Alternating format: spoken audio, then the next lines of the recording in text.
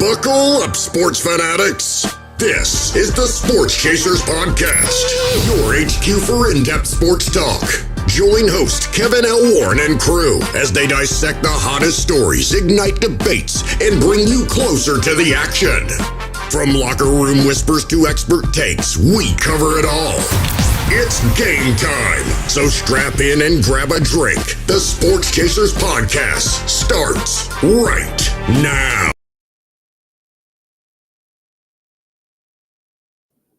Good evening, everybody. What's happening, everybody? It's another edition of the Sports Chasers Podcast coming to you live and direct. It's Thursday night, May the 1st, May Day. It's May the 1st, 2025. We're glad to be here tonight, man. Y'all know what it is when it comes to the wonderful world of sports. We got a lot to talk about, man. The NHL playoffs are hot and heavy, and you got some teams going on. You got the Caps going on. The Maple Leafs, they look like they're trying to blow a 3-1 lead. Going down. Toronto fans, you know, they kind of like these Maple Leaf fans are like Dallas Cowboy fans, man. They are out there all the time and always saying something, but haven't won anything since people were wearing Barbie hairdos, whatever the hairdos they used to wear in the late 60s, man. So last time we had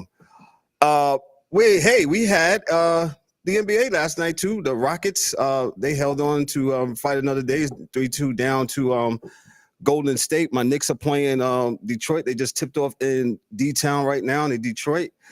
And by the way, out in downtown Los Angeles last night, the king, the self-proclaimed king, LeBron James, lost to the Minnesota Timberwolves. Not only lost, he got packed up, kid. Stop. Packed him up. Yo, Lakers in 5. Yeah, Lakers in 5. Yeah. Tape on both sides of the box. I wish I had a tape gun right now. Yeah. Oh, you should be poo-pooing on LeBron. You know, he's the greatest of all time, man. You know, man, shut up. I'm not trying to hear that tonight. Nope. That's your king, man. Your king went down. Flames. Before we start off, D-Dub, make sure you like, click, and subscribe to the channel. Make sure you hit the bells for all the notifications and for the YouTube side and the Twitch side and all my people on the podcast side that's listening to my sound of my voice, man. Hey, we appreciate y'all, man. Make sure you do what? You give us that 1, 2, 3, 4, 5, that 5-star review, 5-star review. That thing means a lot. Love us or hate us, make sure you make a comment, man. We answer them all. We get smoke and we give smoke as well, man. So, you said Mayday. And Morse code, right?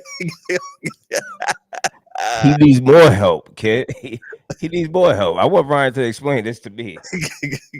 Yo, kid. Yo, they stole Luka. They stole Luka. They just say, hey, man, they just stole Luka, right? He had nothing to do with it. I don't believe that. Yeah, listen, man. I'm starting to like Nico Harris more and more. I think he might have fleeced the Lakers. Nico Harris, absolutely. I think he might got the biggest fleece job in the history of the NBA. Shout out to everybody in the comments, Debbie. Thank you so much, Vinance. Thank you, Mom. We appreciate you in the comments for all those in the comments, man. Comments mean a lot to us, so it helps us with the algorithm. So keep on keeping those comments coming. We thank you. We definitely appreciate y'all too. Yeah, get mad to D. Yeah, I need more help. I need more help, man. But before we do that, man, hey, y'all see the logo in the background? Yo, that's our new alternative logo. We still got the same font, but yo, that thing is fire. So look for it. Y'all probably seen it on social media today. I mean, last night, our social media manager, shout out to him. That's me. I want to get that job away, man. I'm looking for an intern. Any interns out there, man, holler at your boy here, man. I think I'm gonna have to hire my niece here for the summer, man. So bring her on so she can manage some of the stuff for me, for her uncle, man. Shout out to my niece Kennedy, man. She helped us out one time before with a call to action, man. But yeah, we got the new logo, man. Expected on merchandise and all that stuff coming up, man. We love it. We want an alternative look. It's not replacing this, right? You know, y'all see this, but you know, Sports Chasers, the SC, we here. We ain't going nowhere, man. So we definitely love it. The rest of the crew will love us. Will definitely join us here in a little bit. Ryan should be on. Dorian should be on. You know, life is life, man. So those guys should be on shortly, man. So I'm sorry, DW, you had something, sir? Nah, let's get it, man. Let's get it, man. Let's get it. I think I'm going to be a relationship expert here. All right. Love bug. This is from the New York Post, and this is the Chasing Sports News and Review here from CBS Sports. This is from the New York Post, and this is from Jeanette September and Sarah Nathan. This is about Bill Belichick. Bill Belichick, the esteemed, the one of the greatest, I want to say the greatest NFL coaches in history, man, with his Super Bowls with the New England Patriots, man. He earned all of that. Yeah, they know all that, right? There seems to be some family tension. If you don't know, Bill has a new girlfriend. She's 24. What's her name, D-Dub? What's Miss Jordan Hudson. Jordan Hudson, man. So let me just read this thing here. There seems to be some family tensions. Jennifer Smith, Bill Belichick's daughter-in-law, publicly criticized his 24-year-old girlfriend, Jordan Hudson, for unprofessional behavior during the CBS morning news interview. If you didn't watch it, watch it. Interview incident. During the interview, Hudson interrupted a question about how she and Belichick met, stating, "We're not talking about this," leading to a widespread criticism. Their publicist wrote, former Patriots Julian Edelman and Rob Gronkowski suggested Hudson was acting as Belichick's publicist. Smith countered, stating that the publicists act in a professional manner and don't storm off the set during an interview. There's also some email controversy. Hudson has previously emailed UNC's media team advising on how to present Stephen Belichick hiring to avoid nepotism perceptions, suggesting not to refer to him as Bill's son and to avoid using photos of Bill and Stephen together. Belichick defended Hudson, claiming CBS selectively edited the interview and that was an agreement to focus solely on his book. CBS denied any such agreement existed. The incident has sparked concerns within the Belichick family and at UNC about Hudson's influence on Belichick's professional decision and his image. Bill Belichick is what, Daryl? 74? 74, 73, 74, somewhere around there. So we deem this as newsworthy because she's emailed in. She has an email account with the University of North Carolina, where she's working with Bill Belichick. He said during this thing that they do have a personal and a professional relationship. And with that said, with the CBS thing, I don't know who to believe now, right? Because sometimes we interview people all the time. And I absolutely ask people, what are you comfortable talking about? What are you not comfortable talking about? If they say that and the other, I'll never breach the subject. There might be some give and take, but more or less we come to some kind of agreement. And if we don't, that's fine. But I will never disrespect that person and be like, "Ha, gotcha." No, I will never do that. We'll never do that on this show. We get people to respect. But it seems like there seemed to be some agreement that, hey, we're only going to focus on his book. But now CBS is saying, everything is game because you dating Shorty here. You 74, she's 24. That's a little bit more more provocative and more interesting. D-Dubs, your thoughts on the go to coaching? Yeah, man, this has been talked about earlier, and with the whole Shannon Sharp thing, and then now people trying to, make this an issue for Bill. I said, listen, man, Bill hasn't been accused of nothing. He's just dating somebody 50 years young. I mean, yeah. You know what I'm saying? But yeah, I think this is going to be a problem, man. I think it's going to be a problem for Bill unless he get this under control. And as far as what I think is that he needs to find another publicist. I don't know why. You think that? Well, okay, this is what I understand. Not to cut you off, but I did, of course. The colleges have their media publicists. Absolutely, they have their own media, public relations person, media people on campus. So I don't know why he has to have, his own personal one. You know what I'm saying? Now, for him, I guess maybe just for him per se, but as far as the school, they don't need no more they don't need nobody because they got everybody. You know what I'm saying? So I don't know. but it's a lot of criticism coming his way, and the way she handled that situation with CBS definitely, kind of put some more. Raise some eyebrows. You're right. You know what I'm saying? Kind of, and then as a man, as people look at strong Bill Belichick, they looking at homegirl, running the show. Seemed like Bill got the skirt on. Where's your zipper in the front of yeah. Well, I don't know what Bill doing, but hey man, but you shouldn't be criticizing Bill. Bill is living his life like he's golden, man. Please. Yeah, I mean, good for Bill. I mean, I know Bill don't care. I mean, at the end of the day, Bill is doing his thing. You know what I'm saying? He's doing his thing. He got a little shorty on the side, or not on the side. This is the main chick, main girl.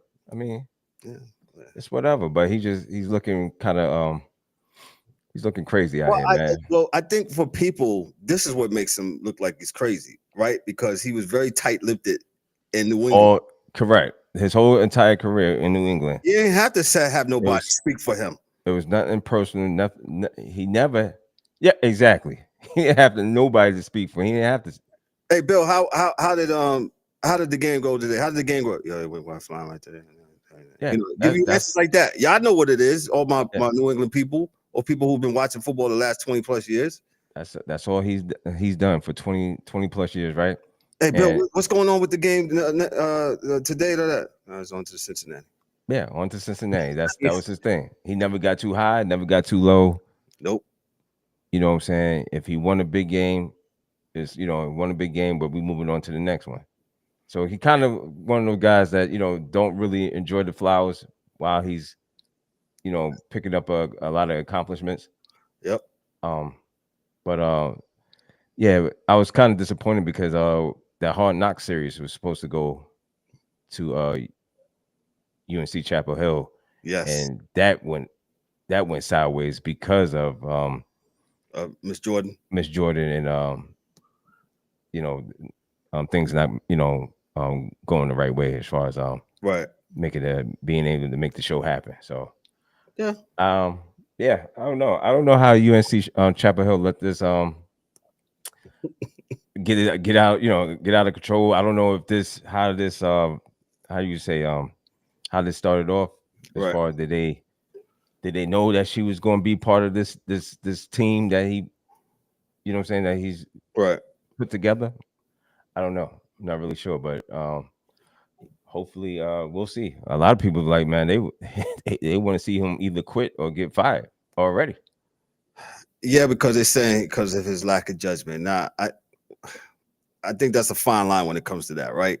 Mm-hmm. He likes who he likes, loves who he loves. That's his problem. That's his business. If it's, not saying that it's a problem, but if it's leaking into your professional area that you work, that could be potentially a problem.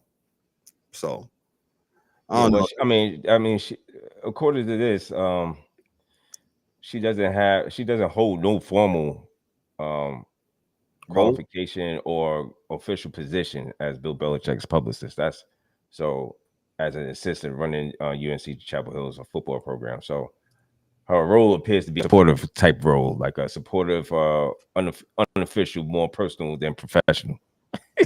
That's what they said. Mike, Mike, we're on the topic of Bill Belichick. Mike Mills. Mike just jumps in right on time, bro. I tell you, man. Yo, hey, man. She's something, all right. Yeah. That's what the players said. Locker room says she's something. She fired. She's something, all right. Yeah. Go ahead, Mills. Give me what you got on this Bill Belichick and this whole thing. And it's not. Listen, like you said before you came on, 20 years. Bill barely said two words at every press conference. It's on the Cincinnati. It's mumbling, pretty much giving the press nothing. And now he needs somebody to speak for him.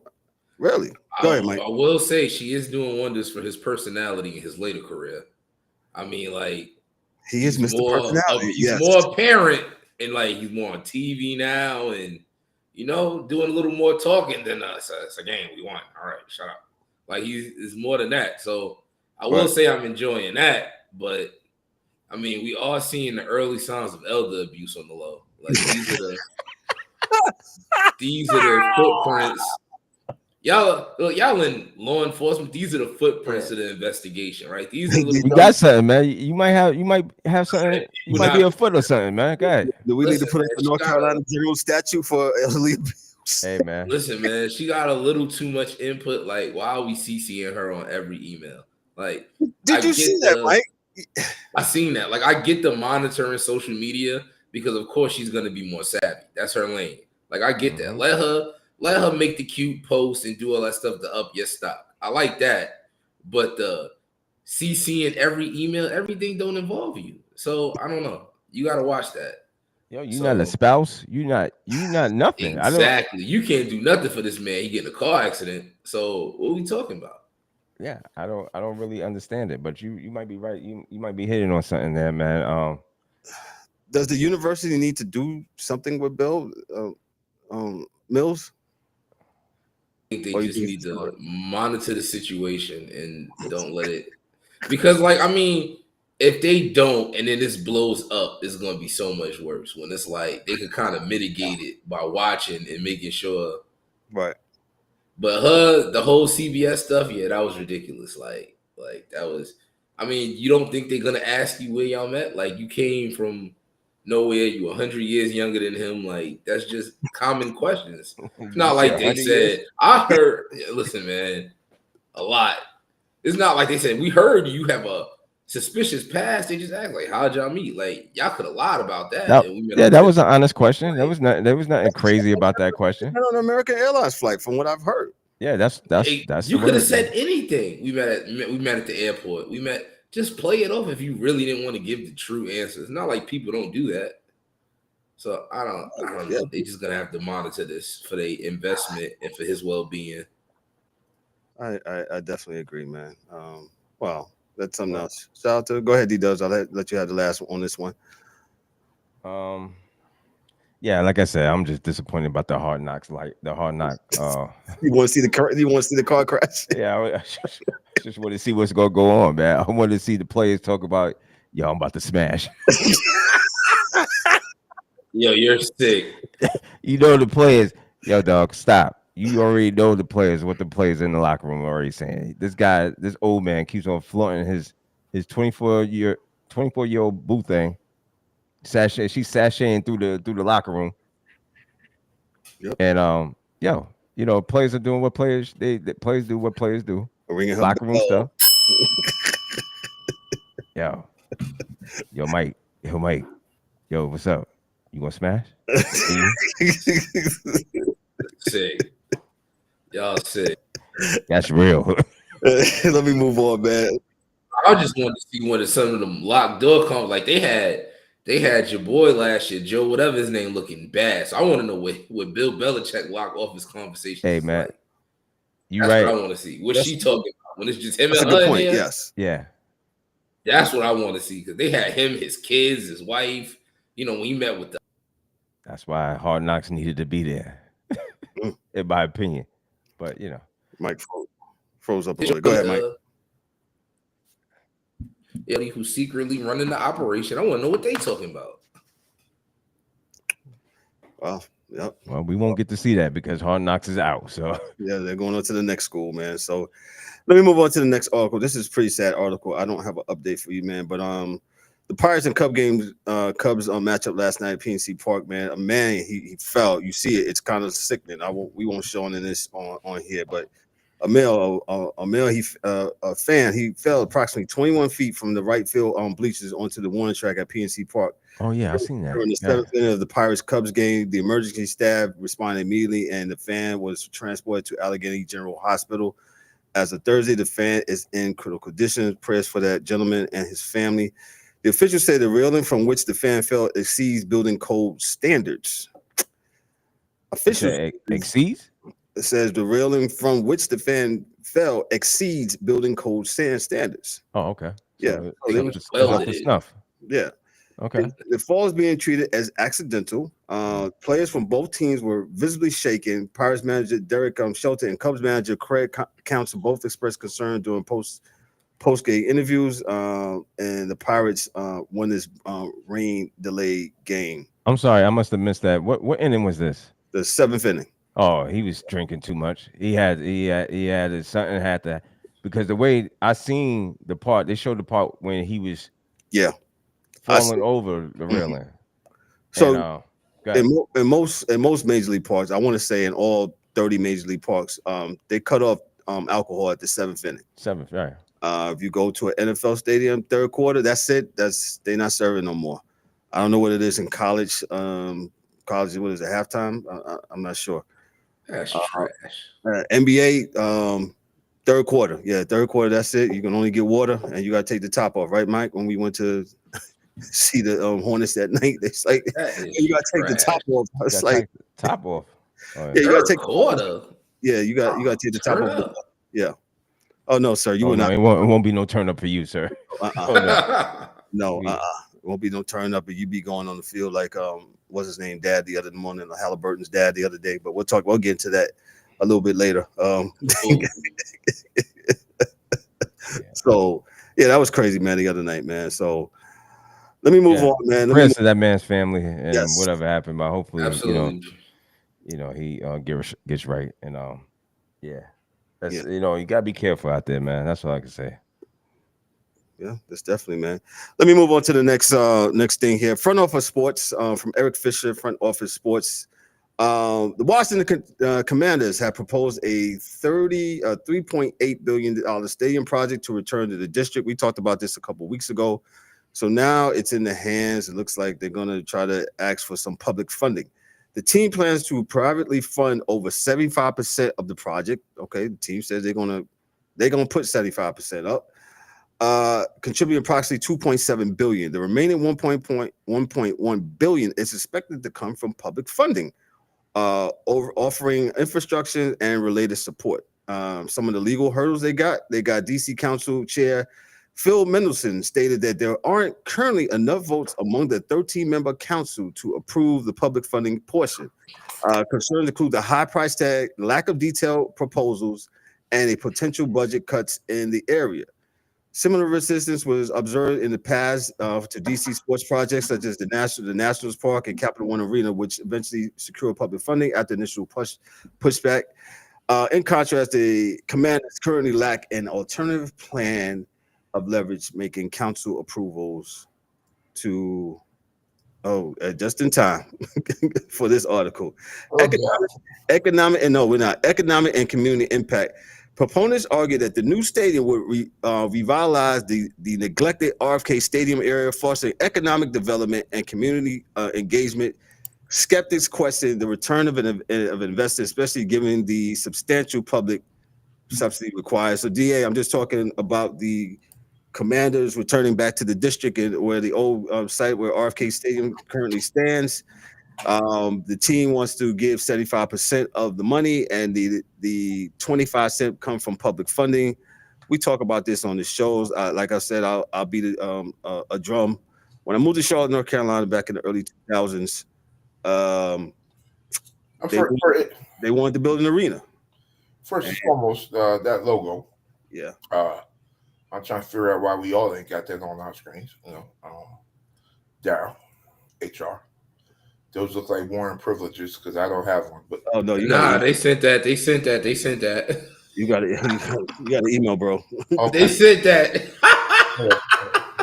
I think I'm getting left out. Yeah, I was Yeah. See, look at this motherfucker. Oops. Oh, I'm good. No, you're not. It's 24. Huh? No, so you got right? Thank you, Ryan. Thank you, man. You got 6 minutes. Okay, Doug, you fresh shit on. I told myself I'm gonna surprise them, man. I'm gonna update the logo. I'm gonna surprise them. Yeah, they ain't gonna think I'm gonna update the logo. Man, I was taking a check. But yo, listen, the reality is this, man. 75-25 is not a bad deal, right? Based upon the return on investment, right, in the stadium. It's not all paid by the fans. The team, took the the ownership and saying we'll pay 75%. You give us 25%, and this is what you're going to get back. Right. I got no problem with it, man, because they were going to have to do it anyway. because they couldn't keep playing where they were at. It was getting to be kind of like the new, like, the Atlanta Braves, where you're called the Atlanta Braves, but you don't play nowhere near Atlanta. And that's kind of hard, for fans of DC that would love to go see the game. It's a city, man. And what I find intriguing and beautiful about that is probably, I guess DC's a bigger city than Charlotte, I guess. More metropolitan than Charlotte. And that would be the first stadium, like, kind of in the middle of it. That's like having a stadium in Manhattan. You know what I'm saying? So the money should be just flowing. Now, I still think it should have a roof over it, or at least do what they're doing in Dallas. No, they do. No, it's gonna have a roof over it. Correct. That's dope, because then you're gonna have your man Rob Wave in there. That's his name, right? Who? What's his name? Who? Rob Wave, right? Mikey Mills. He ain't from out there. He from Florida. No. I'm gonna say they'll have him out there because he's doing. Him and your man Kendrick doing stadium tours. So. So I mean, yeah, it's important, and I think if you believe, golly gee, this is the weird thing, right? If you believe the team is coming back and it's going to be better, it's a good move. The reality is that Jalen Daniels may not be there by the time it's done, because that's contract stuff. 5 years. Last year was number 1, so you're on the clock for 4, and if he's keep at the trajectory he's at, he's going to be gone. You build a stadium because you're going to have a team that people go to see there. Now, a lot of the DC fans and the fans in the Metro DC area are going to go because they love their team, and they'll feel good about having their team have a stadium in DC again, in Chocolate City. But that said, that's a good move. I don't have a problem with it. I don't know what the revenue share is, but of course the owners are going to get theirs before anybody else touch theirs. So. But it's going to make money for a lot of DC. It's going to make money for a lot, for a lot of people in DC, in that area. A lot of people, and we're just talking about the regular Frank man, the dude that runs the parking and all the rest of that. So there's going to be money to be made for those guys. And that's always a good thing, to be a money multiplier. So I don't think it's a bad move at all for them. So they said the next steps is for them to gain support from the city council. And then the city council needs more information as far as the stuff that you just talked about, as far as revenue sharing and what's in it for the community and things of that nature. This is the weird thing. The only weird thing about it I see is that, Trump will say, hey, do it. Do it now. Because, that will, kind of bring eyes to it. So I don't know what will happen with the city council, but they're not going to say no. So it's really not much to talk about. They're not going to say no to the stadium. I think, like I said, I've never been to RFK Stadium, but I've been to the place in Landover where it's at. I've been to RFK, and it's in the middle of. It used to be where the old where the Washington Bullets used to play over there. Yeah, it's in the middle of. It's hard to get there. So to speak. A lot of traffic and things of that nature. Let me move on to the next story. Going back to the draft, the Atlanta Falcons are on the clock. The prank call incident during the 2025 NFL draft. Shedeur Sanders received a prank call from someone impersonating New Orleans Saints general manager Mickey Loomis, falsely informing him that the Saints would select him next. The caller then retracted, saying Sanders would have to wait a little longer. The prank was traced back to Jax Ulbrich, 21-year-old son, Falcons, 21-year-old son of Falcons defensive coordinator Jeff Ulbrich. Jax accessed Sanders' private number from an open iPad belonging to his father and the team. The NFL fined the Atlanta Falcons $250,000 and Jeff Ulbrich $100,000 for failing to prevent the disclosure of confidential information distribution to the club in advance of the NFL draft. Jax, he issued an apology, calling his actions completely inexcusable, embarrassing, and shameful. Whatever. Yeah. The Falcons stated that Jeff Ulbrich was unaware of the data exposure or any facets of the prank and only became aware after the fact. Shedeur Sanders, expected to be an early pick, was ultimately drafted in the 5th round by the Cleveland Browns. And the Falcons had a statement. The Falcons expressed appreciation for the NFL's swift review cooperated fully with the investigation and accepted the discipline. They emphasized that their commitment to data security and now to the Obers family would participate in a community service initiative related to the incident. Yeah, whatever. All right. Yeah. Done reading Titan Yeah. I mean, not only did he prank the guy, it wasn't even through a phone. He actually video recorded it. He videotaped himself doing it. Like, just zero awareness, man. I'm not gonna use the excuse that he's a kid. He's 21 years old. Yeah, man. Yeah, I hope his pops beat $100K out of him. $100K on a coordinator salary? Because you want to be funny, man? Yeah, all right. Right. Yeah, we not doing that. So. But dad got to lock the iPad too, man, and put it up, man. That's what I'm saying. Yeah, I don't feel like it was that. I feel like he borrowed the iPad, probably trying to be involved, and then he just went left. Like, I think he went rogue. That's what I feel like. Yeah, because I mean, he kept swiping. He's like, oh, yeah, let me see what he got in here. Like, naked woman. Oh, yeah. And basically. I mean, I don't think the dad even remotely thought the kid would do something like that. Correct. Yeah, I don't think so that's why you know he's at home. Okay, he's Yeah, exactly. Yeah, unless the kid always goes into his laptop. Right. Yeah, nobody thinks the kid is that stupid. Nobody thinks their kid is that stupid. Correct. Might be. So yeah, man. Kids is that stupid. So he lucky he didn't get his dad fired. Oh, he should have got fired, but that's what I'm saying, Ryan. Yeah, security is really important, man. For any line of work. Yeah. It's really so.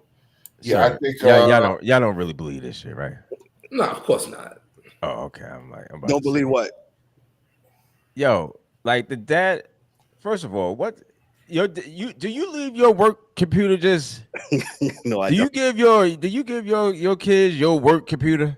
I don't think he gave it to him. I just think the kid just went on there. Went rogue, baby. Yeah, like he ain't give him his work computer. I mean, you know how these coordinators are. They want their kids to follow their footsteps. These football guys. So he probably the tab was probably interchangeable. Like here, yeah, look, this is what we working on. If you want to see, and I feel like he went rogue from there. Like, you know what? Let me see what out of here. Did something stupid. Dude said another job. Get my son in here. 21 years old. Yeah.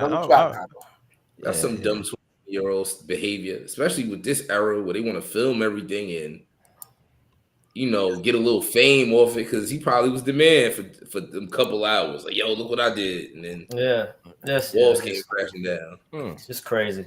I'm not gonna waste too much time on it. Yeah, I think how much was it? 100,000? Yeah, that he got. Yeah, I think the Falcons got is 250,000 Falcons or 300, and then the coordinator got 100,000. Yeah, Mike beat the 100,000 out of him. Yeah, I'd be childless. You'd be disowned. Yeah, fam. Yeah. I paid for your college tuition, and then you do that. You could have just. You could have picked. Like, I'd have let you do that for I was gonna cost me $100K. So I'm gonna beat you. Ooh. Yeah, Kev. I ain't got nothing for that. It's just dumb. It's dumb, stupid. But this has happened before. Yeah. So you know. Angry one said it's premeditated. He meant to do it. He had to because he was filming it. Yeah. He was filming the thing, like, dude, like, like. Not a good joke if you don't film it. So. He was actually like, he acted like he was on an episode of Crank Callers, dog, filming it, and Listen, real talk. They could have thrown him in jail. That's what the reality is. I think they should have. I'm sure his father signed something that said that. So. Yeah, you asking the wrong person. I think they should. They should have took him to jail. I'm just telling you, man. I know for a fact that with that data, when he got there and whatever he's working there, they told him, "Listen, man, this is this, and these are the laws." Yeah, and it's not the Washington, it's not their laws. Personal identification, PII, it's called. If you snatch that, that means that he probably has to do a social, all that stuff is probably in that computer somewhere, So, it wasn't unfortunate, man. No. Let's go ahead. Let's make it bigger than what it is. Yeah, let's make it bigger. That's what they would do if it was anybody else. Oh yeah, I know. Jackson be going to jail. Going to jail. Yeah. Go ahead, Kevin. Let me before I go left. Go ahead. Let me move on. Ryan's gonna like this. Well, I think we talked about it among this, but this is from Front Office Sports, and this is historic viewership. The opening weekend of the 2025 NBA playoffs averaged 4.4 million viewers across ESPN and TNT platforms, marking the most watched opening weekend in 25 years and a 17% increase over 2024. ESPN's record pace after the second weekend, 11 NBA games aired on ESPN and ABC averaged 4.45 million viewers, up 13% from last year. And they said the top games was the Celtics versus the Magic, 6.69. That's crazy. Peaking at 8. Boston and the Magic was the top game. Top game. It was way better games all week. No, there was better games for sure. And I'm not sure what the allure was. So Oh, okay. Timberwolves versus the Lakers was 5.84 million viewers. Yeah. Regular season dip, despite a 2% decrease in regular season viewership, the playoffs have reversed the trend. TNT will air its final NBA games during the Eastern Conference Finals as the league transitions to new media rights deal with ESPN and NBC plus Amazon starting next year. Go ahead. I can't front, man. I'm sorry, Ryan. No, you good. The NBA has the playoffs have been good. The first round has been very, very, very good. Defense. So I'm not going to complain about it. I'm going to give them their props on it, but it's a difference. You see the difference when you allow players to play, and they actually ratchet up the defense a little bit, and a lot of bit. Thank you. That's a lot of bit. Yeah, well, it's nothing wrong. A lot of bit. But go ahead, Ryan. Well, I'm very proud of y'all, man. I'm very proud of y'all. I'm gonna give you your props when props. I'm just saying, like, and this happens all the time, especially after the trade deadline. When trades happen, we got the Luka trade, so it's just more eyes. It gave it a boost. The playoffs are always good, man. You know what I'm saying? The playoffs are always. You know what I'm saying? I'm about to start this shit, Ryan. Don't be proud of me. No, don't be proud of me. Yeah. Because the first thing I saw when I saw the defense is what? Yeah.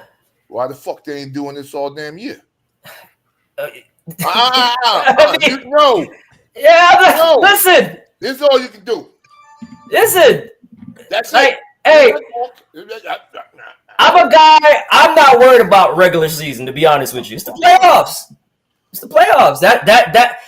That's what count the most, right? Because whether we say we're not media or not, we're media.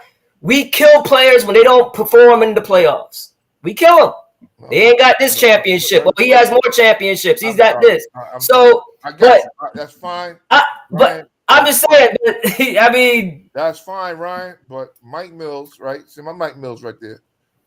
Mikey, right? Him, his old lady, got season tickets to the goddamn game here, and they go down there to the Charlotte Center, and these dudes are playing Olay ball and just shooting up threes, and no one playing D. Is that dancing? No, because I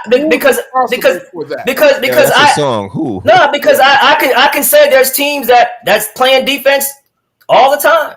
Well, it's Rockets are playing defense all the time. Orlando, OKC, Knicks. Knicks. 4. You on 4. I'm just saying. You go past 4, you lie. All right. I mean, if you want to go back to the 90s, just for the whole entire season, regular season, then go back to the 90s. I kind of like it like this. You know what I'm saying? Okay, hey, we're gonna give you some leeway in the regular season, but come playoff time, all right. Let's not act like the regular season back in the 90s was as physical as the playoffs back in the 90s. No, it ramps up. But that's fine. It ramps up. It's just a different brand of basketball. It's fine if it ramps up, but it has to be there first. Bingo. No, they're gonna say. I mean, to what I'm saying, right? Okay, real quick. I mean, we're gonna rehash this again. No, we're not. That's what we're doing. Like, okay. You're saying it. Why isn't it like this the whole season? You probably wouldn't have nobody playing. Listen, we don't gotta have the 90s, but can we get like the mid 2000s? Well, early 2010s. Yeah, can we get some? Can I get some Grizzlies? You know what I'm saying? Yeah, something like that. That's fine. Right. You know what?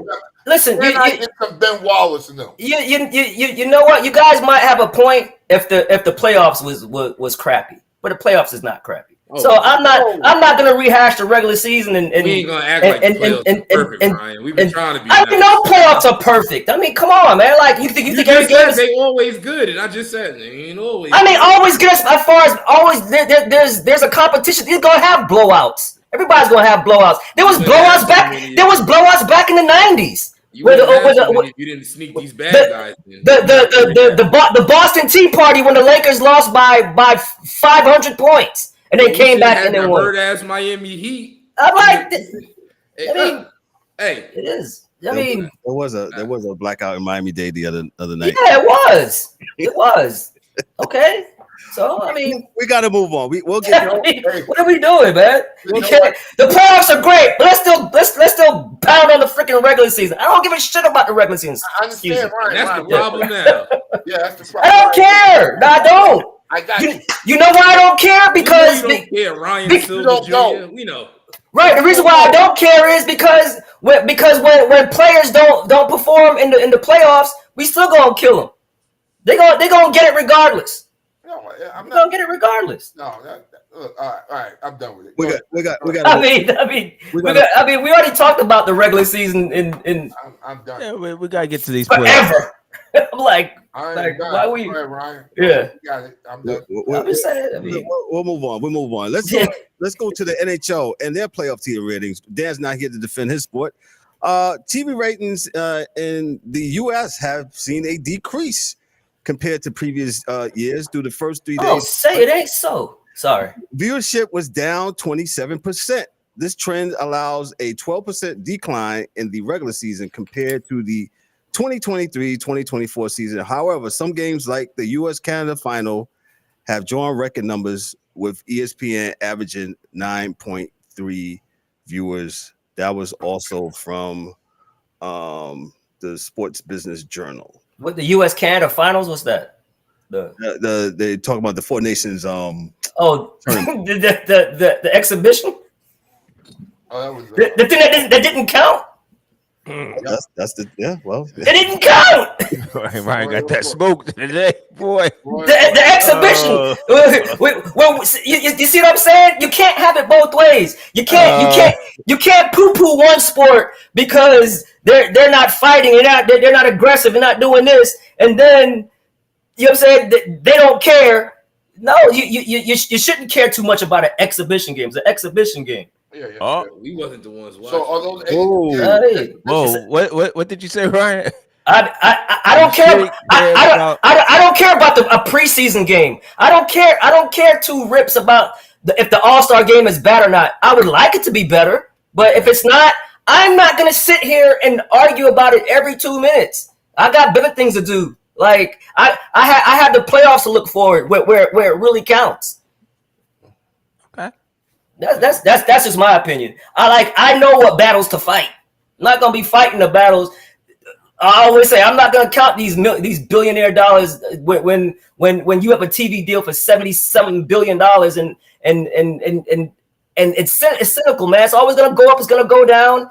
You're gonna get a trade here that's gonna put more viewerships to it. You're gonna get a new rookie come in. Now you're gonna get Cooper Flagg next year.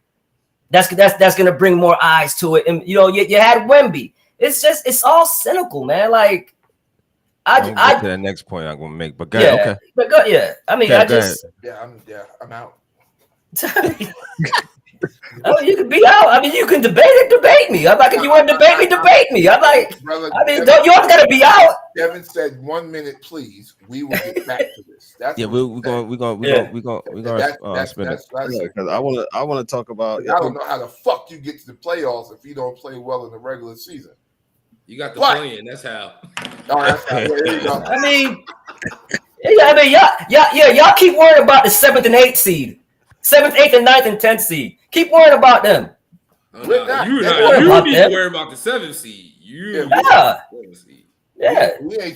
not trying to have them there at all. So, we didn't want the play-in, but it is what it is. Well, hold on. We're gonna spin the block. Hold on. Get back to this hockey. So my bad. Hockey rating is down. It's down. And that's all I have for it. That's all I have for it. Dan's not here to defend it. Because I want to know why is it down? Is it because the Rangers is not in the playoffs, or is it because what? Is it regional type deal or NHL playoff broadcast in the US are averaging 700,000, 1,800 viewers, down 27% from the previous year. They talk about the first round here. So I mean, it could be that the maybe the increased, and it says here the increased number of Canadian teams also. 6 out of the 16 teams that's participating. So you got the Edmonton, you got every All Canada series. You're gonna lose something. That's true. That's all. Yeah. And then the NBA has been better, so it's less channel wandering. So that's a fact. Yeah, but it's for the defense in the NBA. Oh, I'm sorry. We're not. I was being honest. Like the NBA has been better. So I'm like, it's a less channel wandering. When I go on Max, I'll see a hockey game, and I might tap in for a second, but I'll be like, nah, I'm going back over here. Let's move on to Major League Baseball here. Major League Baseball, the Power Rankings according to CBS. Thanks for all those that's watching. By the way, make sure you drop some comments, some likes, and all that stuff, man. Appreciate y'all for hanging in there with us. As you can see, we are on one tonight. All of us are here for the section for I know why the fuck I'm here. I'm not ready to get to it.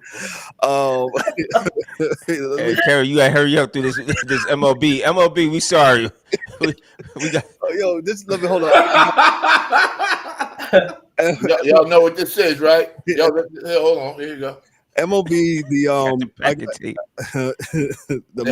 I'm all out of packing tape. They're empty because we had to pack them motherfuckers up. The Mets are number 1, according to CBS. The Cubs are number 2. The Dodgers are number 3. The Giants are 4. Tigers are 5. The Yankees are 6. Padres are 7. The Mariners are 8. The Rangers are 9. The Diamondbacks are 10. Ryan's Astros are 11. The Phillies are 12. The Sox of Boston are Red Sox. They're 13. The Guardians are 14. The Reds are 15. And a couple of questions we had here tonight. Aaron Judge, he's batting .428. Can he continue that? That's going to be hard. Nobody has hit 400 since Ted Williams, so that's extremely hard. And we'll see. He continues to hit. Juan Soto, he got his first home run at Citi Field today. Shout out, Mikey. Mikey, have we asked you about Juan Soto and what's going on, man? I believe the dude will hit. Come out of it. Yeah. It's early. He gonna bounce back. It's nothing to be, and they winning. So if he hit and we win, they winning in spite of him. Correct. It doesn't matter. Yeah, figure it out. That's a great sign. Yeah, and it ain't like he tanking. It ain't like he don't get on base. He just ain't. Yeah, for a minute though, I think he was 2 for 32 for like 2-3 weeks. I was like, God damn. But yeah, but he can hit. If he doesn't hit, that's an aberration because he can't catch. But he can show enough hit that thing. He's Edgar Martinez, B. For real. Yep. So also I want to note that Shohei Ohtani, he has returned to the mound. Ohtani has resumed mound sessions post his paternity leave, while he's expected to return to pitch it in May. The Dodgers are closely monitoring his progress as he ramps up his throwing program. That should be fun. He has a baby. Yep. Did he bet on it? Just a joke. Sorry.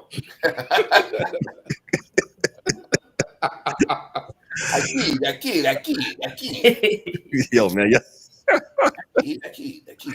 Let me move on to the NHL. Dan's not here tonight, but I'm just gonna try to just talk about some of the series. Like I said before, Winnipeg, they're up 3-2 in the Western Conference against St. Louis. You got the Stars, they're up 3-2 against Colorado in the Western Conference also. And Las Vegas, the Vegas Knights, they're up 3-2 against the Wild of Minnesota. They're up 3-2.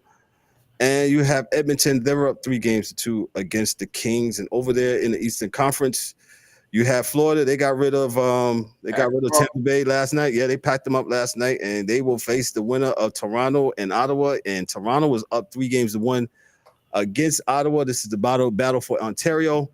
Toronto's going to see if they're going to try to close it out tonight again. So they'll face that winner. They'll face the Florida Panthers.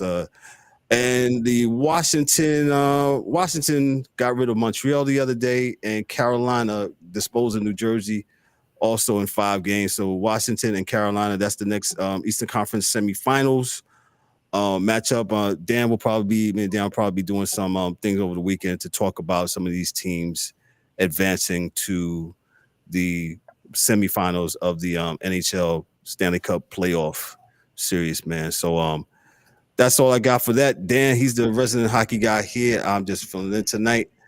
We're having a good time tonight. Thank you for all those that's joining us in the chat. Make sure you chime in the chat. Make sure you like, click, and subscribe to the channel, man. Hey, comment on something, man. If y'all like something, or you hear something funny, or you don't agree with the DA, hey, man, say it. We want to hear it, man. We want to hear it, man. So let's get to the National Basketball Association. Let me give the floor to our resident NBA guy, Mr. Ryan D'Souza. Yeah. All right, Ryan. Well, as you all know, the ratings are way up. So I don't gotta tell you, what's going on. But seriously though, man, we all know the Magic. They got sent home by the Celtics. Cleveland swept Miami. Go ahead, DA. That's $5, sir. Go ahead, just sell me $5, bro. We can't hear you. You got it. Let's go through each one of these, man. Let's not just we got a little time, right? So yeah. The Magic as a team, I think they had a lot of injuries, right?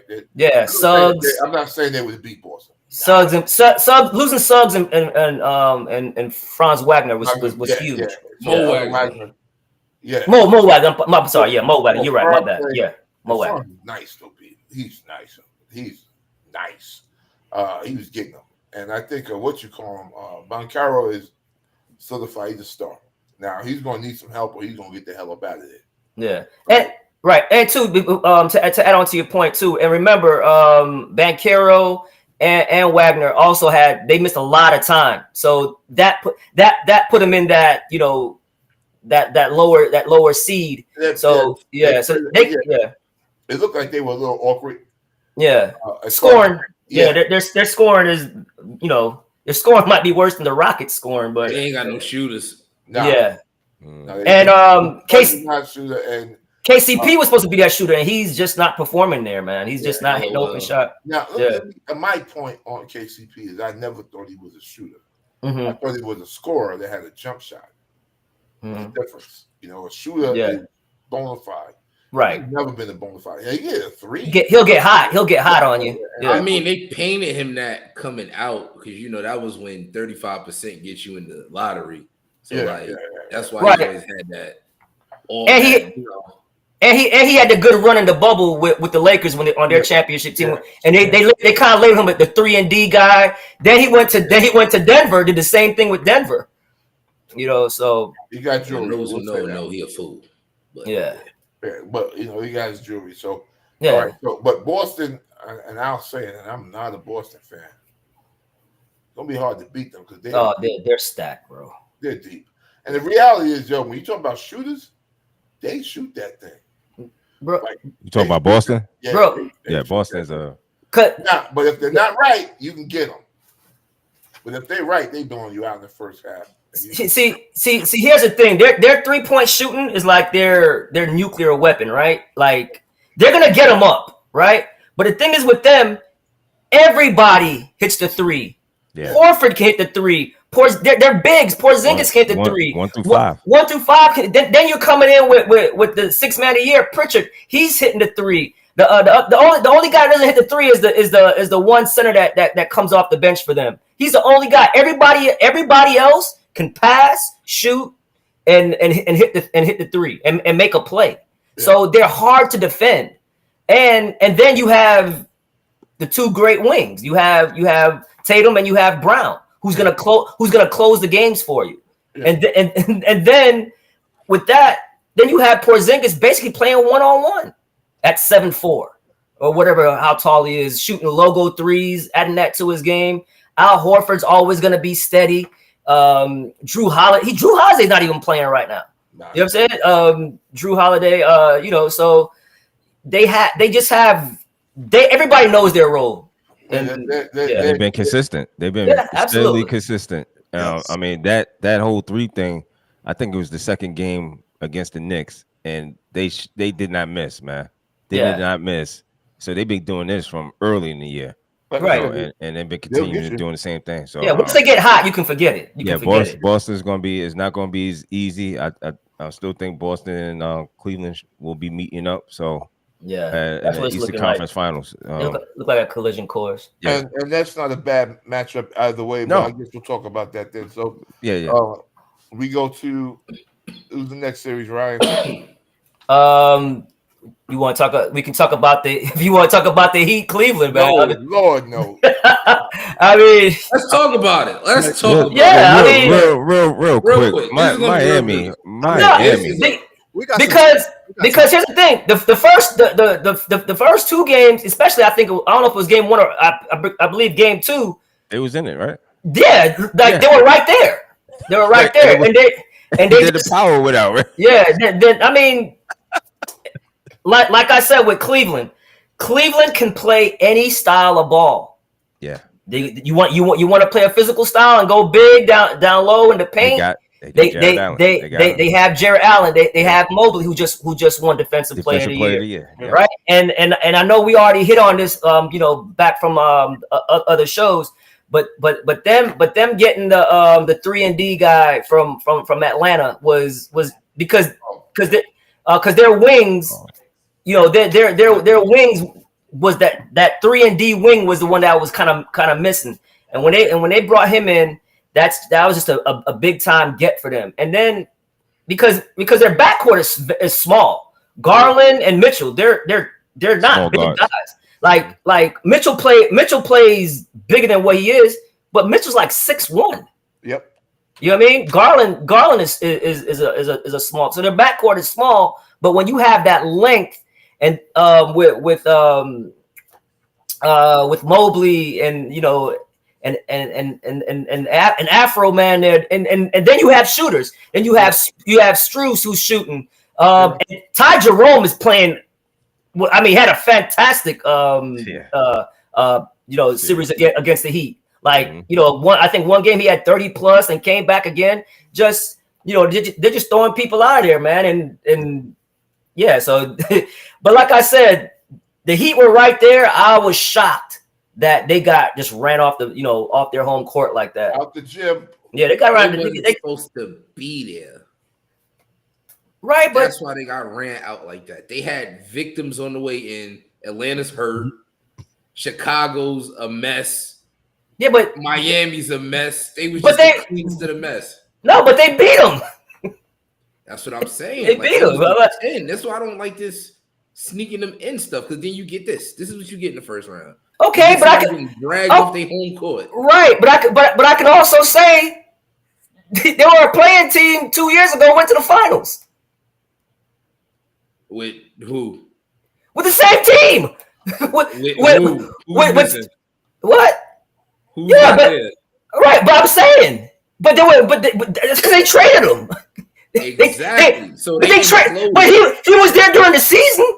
They trade him at the trade deadline. What he do during the season? Let's stop acting like we don't know what he do during the season. I understand that, but that's not the point. Once you trade the person, he's not on the team anymore. I mean, But don't. They shouldn't have been there. Is what I'm saying.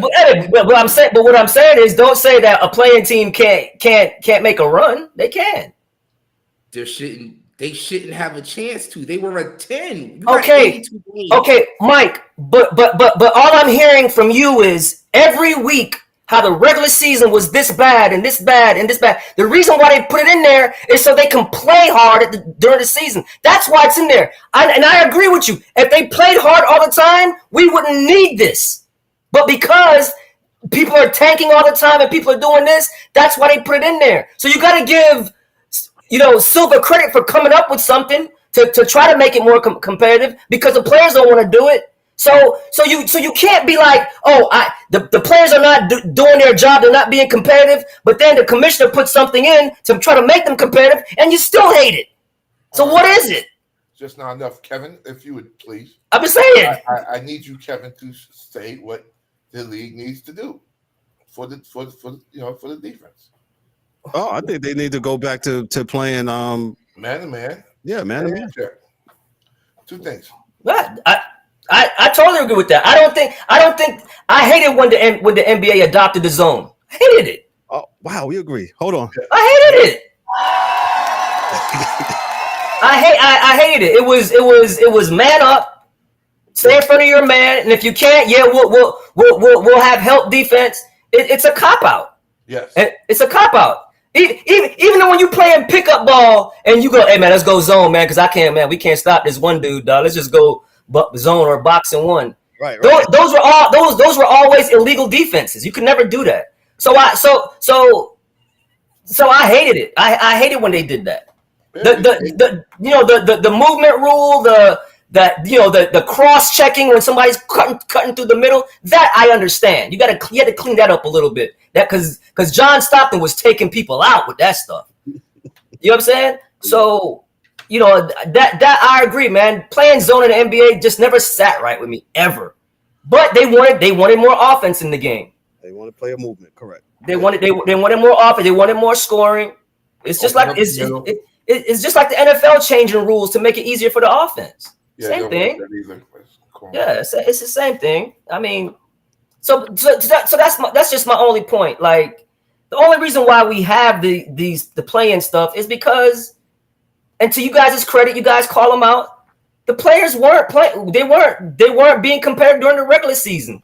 They were like you had 8-9 teams, tanking not even playing like the last 10-12 games. So it was bad. It was bad. But whether you hate the play-in or not, people watch it. Oh no, listen, man. The ratings are great with the play-in. Dig this, man. They are. That's when you were correct. So they watch it. I love the playoffs, the way they're playing now. Mm-hmm. I just don't like the fact that they're not giving that when if you were married, yeah, and you came home and your wife made a marvelous dinner because her parents were coming over, like some shit that's like, wow, this is good. But your whole marriage, when you come home, all you get is franks and beans and toast. Right? That's all you get. And you see her make this meal, you're going to say, what the fuck? Why don't I get this sometime? But you do it. She does it when her parents come over. Or when there's you got a nice house, but your house is not always clean. And Kevin and them is coming over. Kevin and Gish are coming over. And you come home when the house smells like Pine Sol. Everything clean. Like there's nothing. You're like, what the fuck is going on? You can't do it one time and not do it sometime. Because the fact is, I know that you can do it. Right? Now understand, look, you're not going to go exactly as hard as this no more because these dudes, I think, are a little bit. It's the era. We talk about it all the time, man. It's more sensitive. But the reality is that you are showing that you can do it. And that's the part that's like, where you kind of pull up the red flag like your dog. Okay. We, in the words of Cat Williams, we can see you playing defense. And when we don't, and listen, I understand you don't care, No, I mean, of course I care. I know, yeah. But you know, so you have paying fans that either get the what's that thing called the package, NBA package, NBA League Pass, yeah. Or you're going to games and you're not seeing the same defense. That's all I'm saying. That's a problem for people. You're not seeing the same defense as the playoffs? Yes. I mean, that you're not going to see the same. You're not going to get that. Bro. But you're not going to get exactly the same. I mean, you can feign something. You can make it look like you're trying to do it. But something. Okay, but something besides a bad idea. So every regular season game is bad. Y'all ain't watched one good regular season game. What I'm saying is, by and large, that is what it is, Ryan. I mean, no. I think the biggest gripe is the load management. That's the biggest gripe because people are going to the stadium trying to watch their favorite player play, and they're not there. Reality. That's in there. That ain't the biggest. That's the biggest. Yeah, I mean, what I'm saying is this. It's in there. Yeah. The proof is in the absolute pudding, right? The numbers are up because these dudes are going hard and playing D. That's why the numbers are up. Because even the people, like, you take the All-Star game, right? Also, the numbers are up because these are the playoffs. They matter. These games matter. But the playing games matter. That's why the playing numbers are up. The regular season, at the end of the regular season, when you know you're not in it, it doesn't matter. This is what I'm saying to you. Is when you say, and this is just, if you say something matters, then conversely, the other thing doesn't matter as much. I'm just being tongue in cheek with I'm being tongue in cheek when I say it doesn't matter. Obviously, it matters, but what I'm saying is there's different levels of it mattering. I mean, what we do is the playoffs.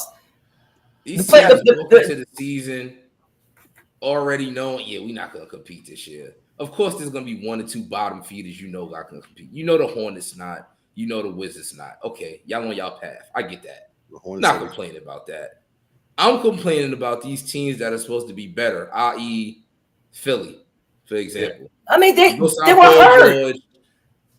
Let's get there. You sign Paul George, and be back whenever, then Paul George gets hurt. And then y'all do, as the season goes on, you do nothing to try to move the needle. You do nothing. You just let these guys go out there, and now it's whatever. Now Philly is a stat pad game, whatever, right? Because they're trying to keep their pick. Miami. They were being smart. They knew they weren't going anywhere. Then you got Miami. Yeah. Who's supposed to be a good team, right? You don't want to pay Jimmy Butler. You ship him out. Y'all to 10.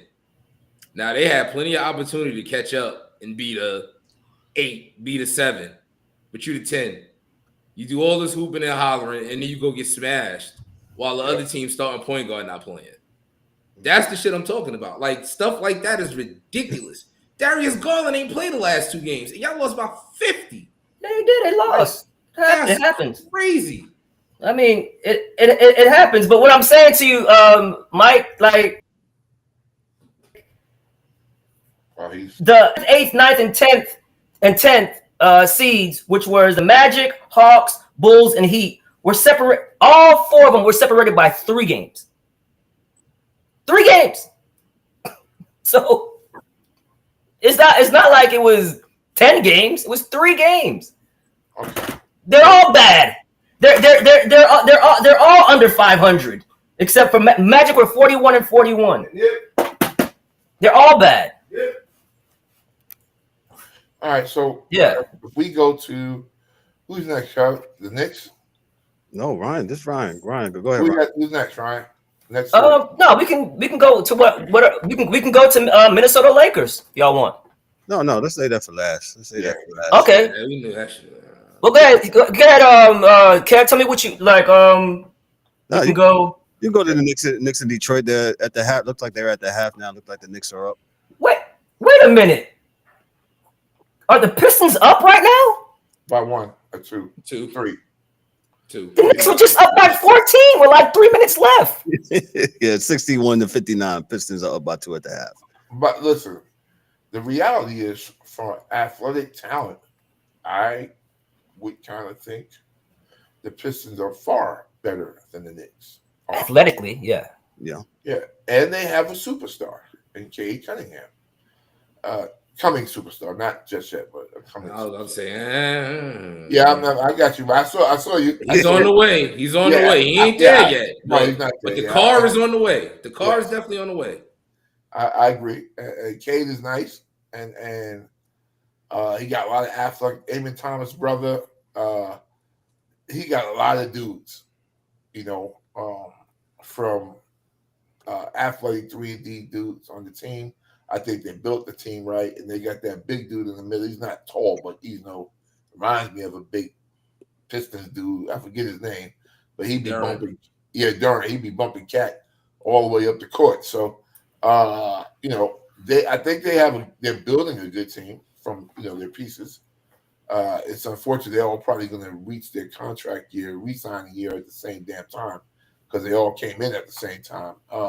But it's a testament to the old dudes that went there, Hardaway and Tobias and those Beasley. guys.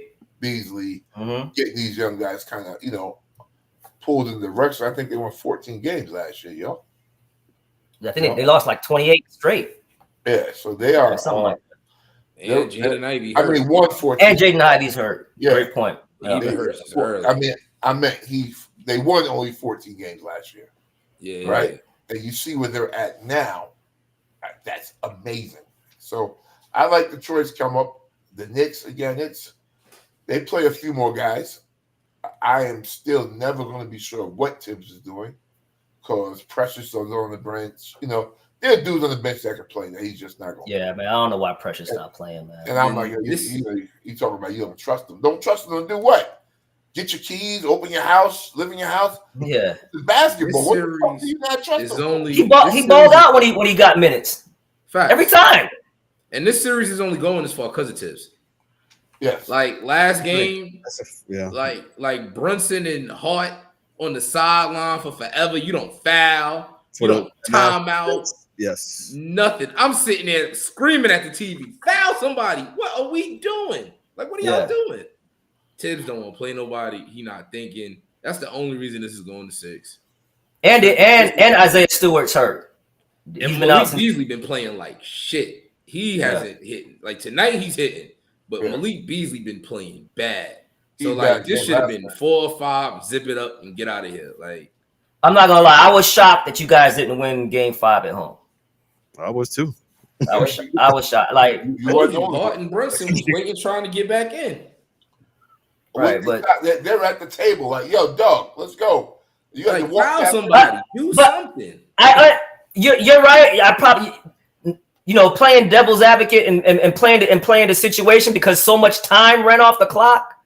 You're right. You probably should have called the foul. Call the timeout. Mm-hmm. But they were thinking, okay, a whistle's gonna be there. He's trying to save the timeout just in case he had to advance the ball because I understand it. You know what I'm saying? You guys make great points, but I also understand his point of view in a little bit to try to save the timeout. Like he's waiting for a whistle, but you waiting for a whistle. Yeah, I mean, save the timeout because it's your last, but you got fouls. Foul somebody.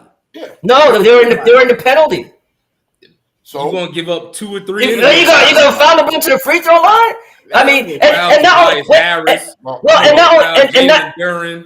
hold on, but still, you don't want to you don't want to give somebody free throws. Like it's not like Bridges didn't get an open look and missed it. Yeah, but what I'm saying is it's not. You know what I'm saying? I got what you're saying, but what I'm saying is this, right? Yeah. And this has been done all through the history of the NBA. You don't want to call a timeout. You foul Shaq because he can't make free throws. So you foul Duran. He can't make free throws. What did Golden State do to Houston the other night? They couldn't stop Steven Adams, so they was like, you know what? We're gonna get him out of here. Yeah, but Duran's not that bad. No, he's not.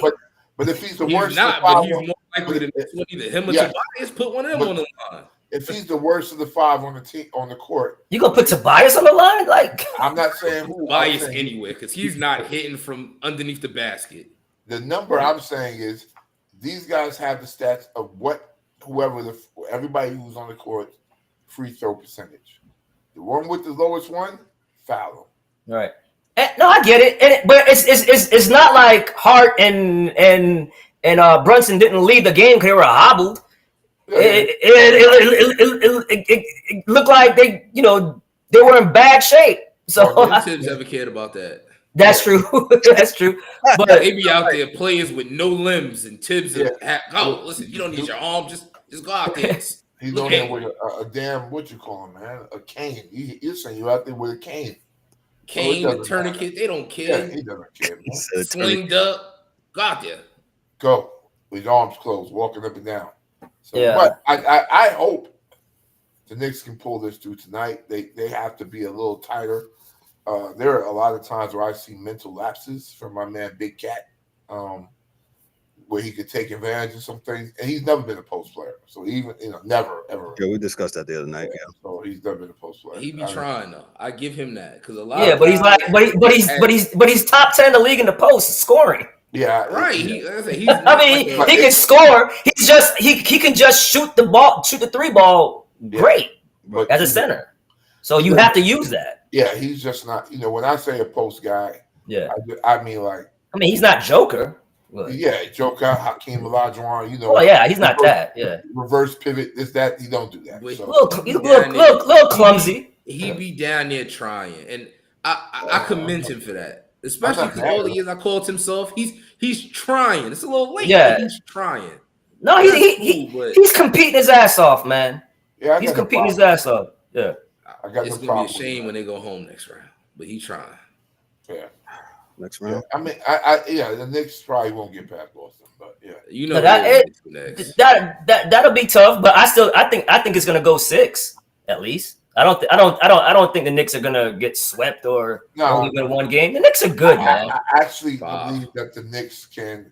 The Knicks are good, bro. Based on the matchup, and depending on how they play, at the top starters, it's a problem, right? Because Holiday is like 6'5".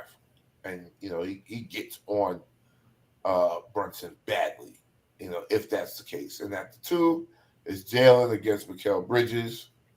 At the 3 it'd be Tatum against OG. At the 4 they're going to have to play Mitch and Witchcomb at the same time because they need something to guard Porzingis and Horford. So they're not going to, unless you're playing both, Yeah, but here's the thing: those two guys can go to the 3-point line, and now what Mitch gonna do? He's gonna go out there and try to trip and not fall down. I'll play Precious and run Al Horford over.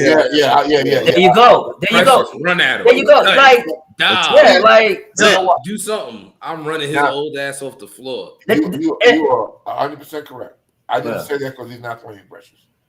I'm getting Horford old ass. Anybody, even if I run the small ball and I got OG at the 4, run him. We gonna run him out of here. Like I'm not doing this, man. They're just Boston's just a hard team for anybody to defend, and it's even harder for the Knicks to defend because of Cat and Brunson. Yeah. They're just not good defensively. So and they're small and Boston's big. Right, and then it's Brunson. I mean, Boston can get to the rim. They can get to the mid range, and they're gonna flood you with a 3-point shot. If their 3-point shots if they're shooting 35%, they're gonna beat you. Yeah, just leave the court. They're gonna beat you. They're just so hard to defend because everybody can pass, dribble, and shoot. Everybody can hit a 3. And the reality is this, guys, that we have a situation where even if the Knicks get somebody next year, and it doesn't have to be a name brand super duper dude, right, to be on their team, it doesn't matter unless he's going to play them. Like me and my boy joked around, he's like, yo, dog, they get Sabonis from Sacramento. They still got to play him, man. Got to play him. Now that team will win the championship though, but just depending on what they give up for him. The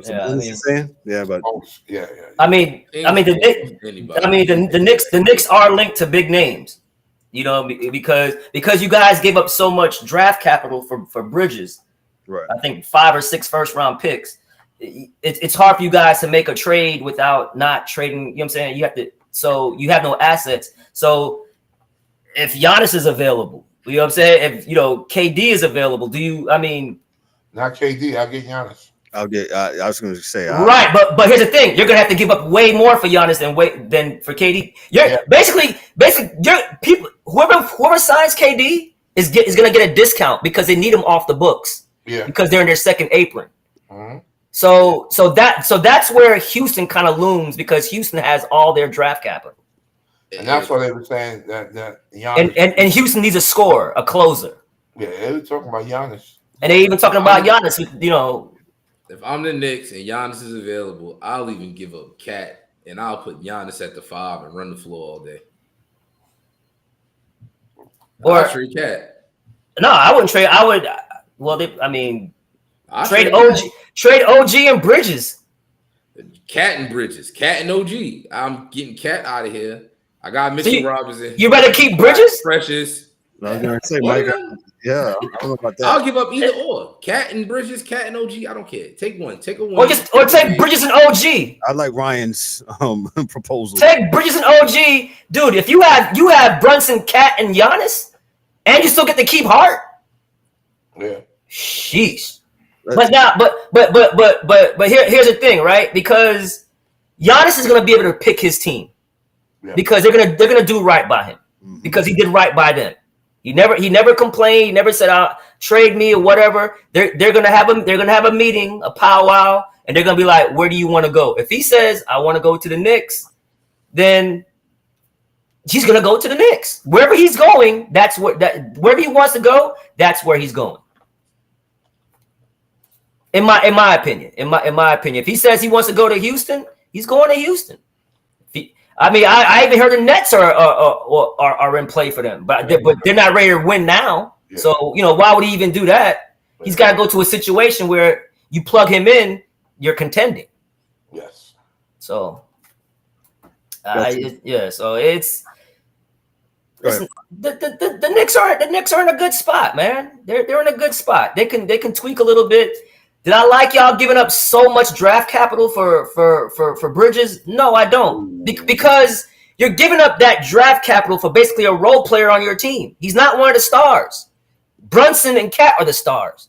He's a glorified role player, and you gave up all that draft. You didn't have to give up that much. No, you did not. You did not.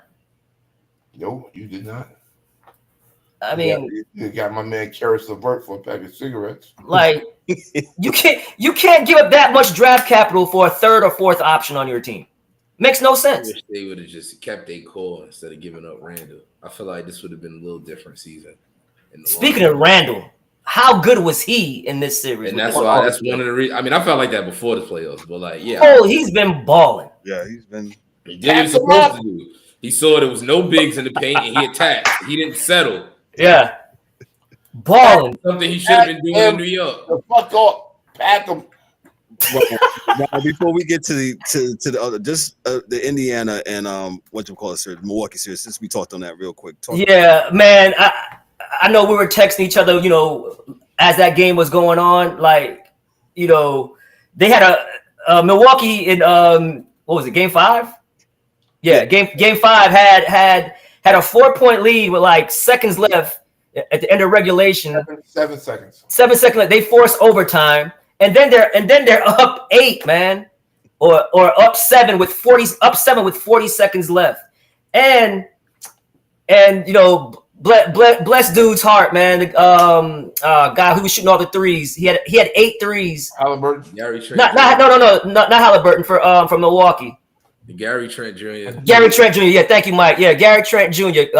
Gary Trent's son. I mean, that was a Gary Trent game. He was unconscious. He was hitting everything, and he was letting the whole crowd know. And for it to fall apart, right, like that in those 2 possessions. One, you have a timeout. Just call a timeout. Why are you jumping in the air trying to make a pass where just catch the ball and just go into the fetal position? They have to foul you. It's called a brain fart, right? Yeah, it is. That's the medical term for that.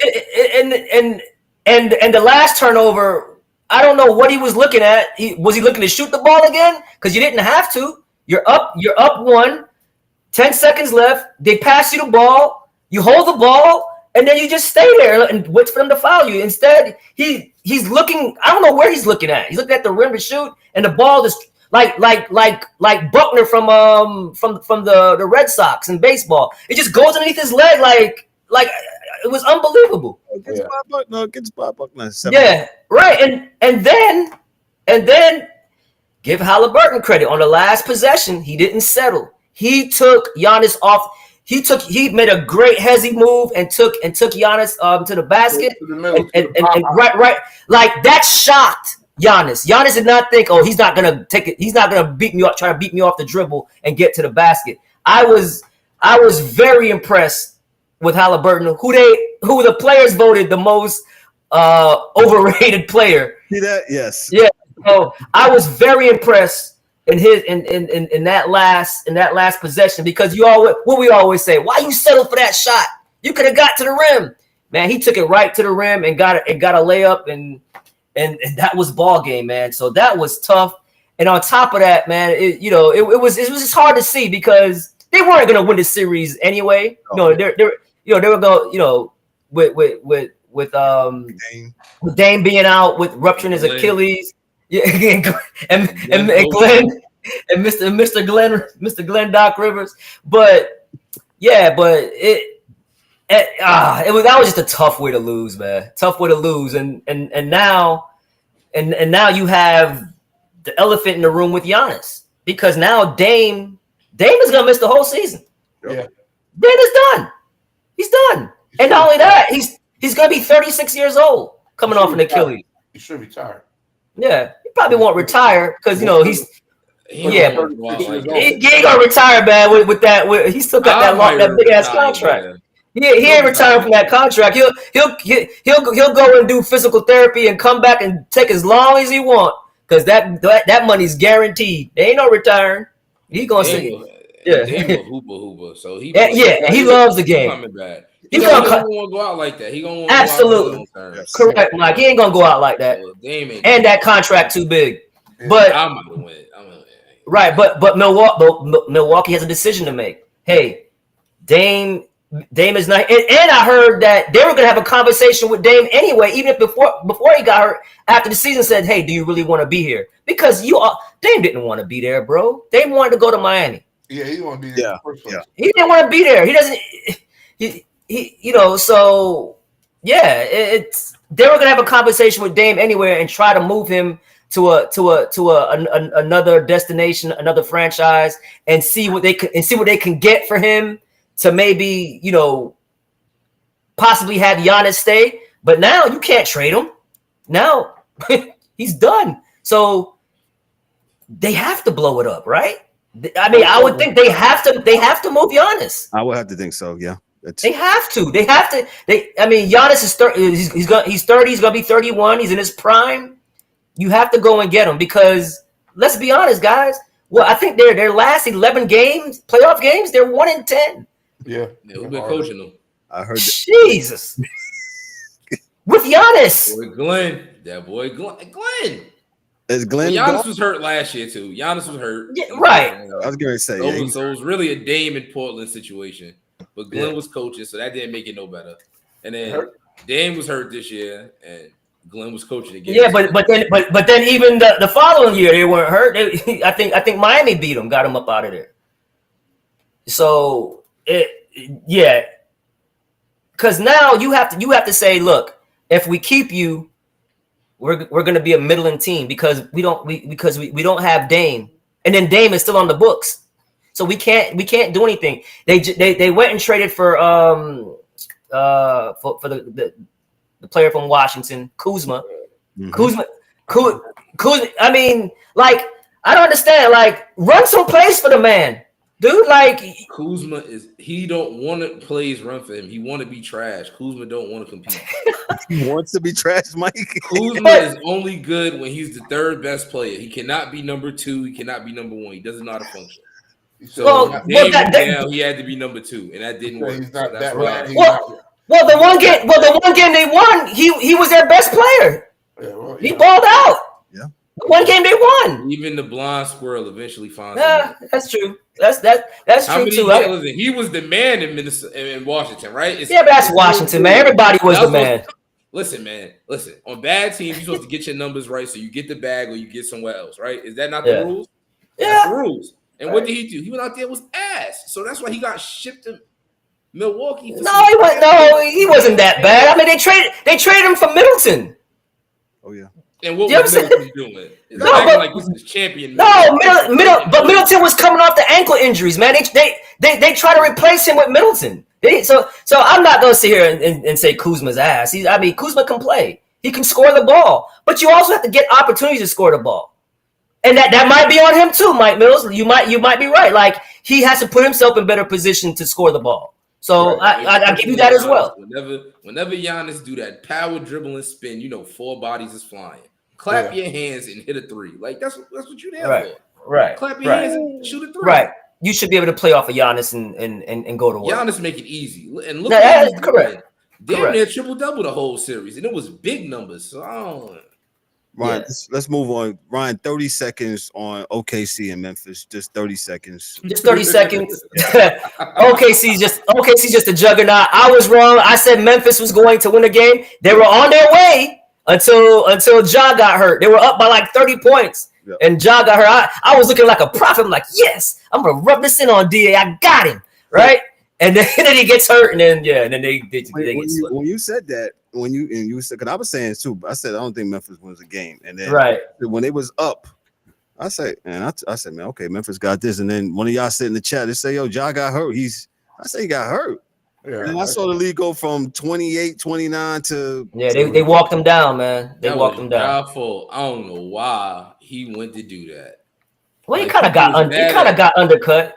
If you look at it, it slipped. Like his foot went out, and then he was twirling, and then here come Ja, and that was like what? Right, but he was already in the air when it happened. You can't. It's the same thing with Jimmy Butler and Amon getting shoved in the. It's just wrong place, wrong time. It just happens, man. I blame Ja because Ja lied. Like, I'm not dunking on nobody no more. I kept doing that shit, and you got away with it. And then look, you tried to do it in the playoffs. But. Now Lou Dort falling, and he already clumsy, so now it's worse. You should have laid it in. Y'all get this win, and then y'all just get y'all last with the next 2. Well, yeah. You know what? I think though with those young kids, and Mike, I think you're right, but I'm also thinking that he looking at Ant-Man, he's like, yo, I gotta get my name back. I gotta get right. Because remember, like him.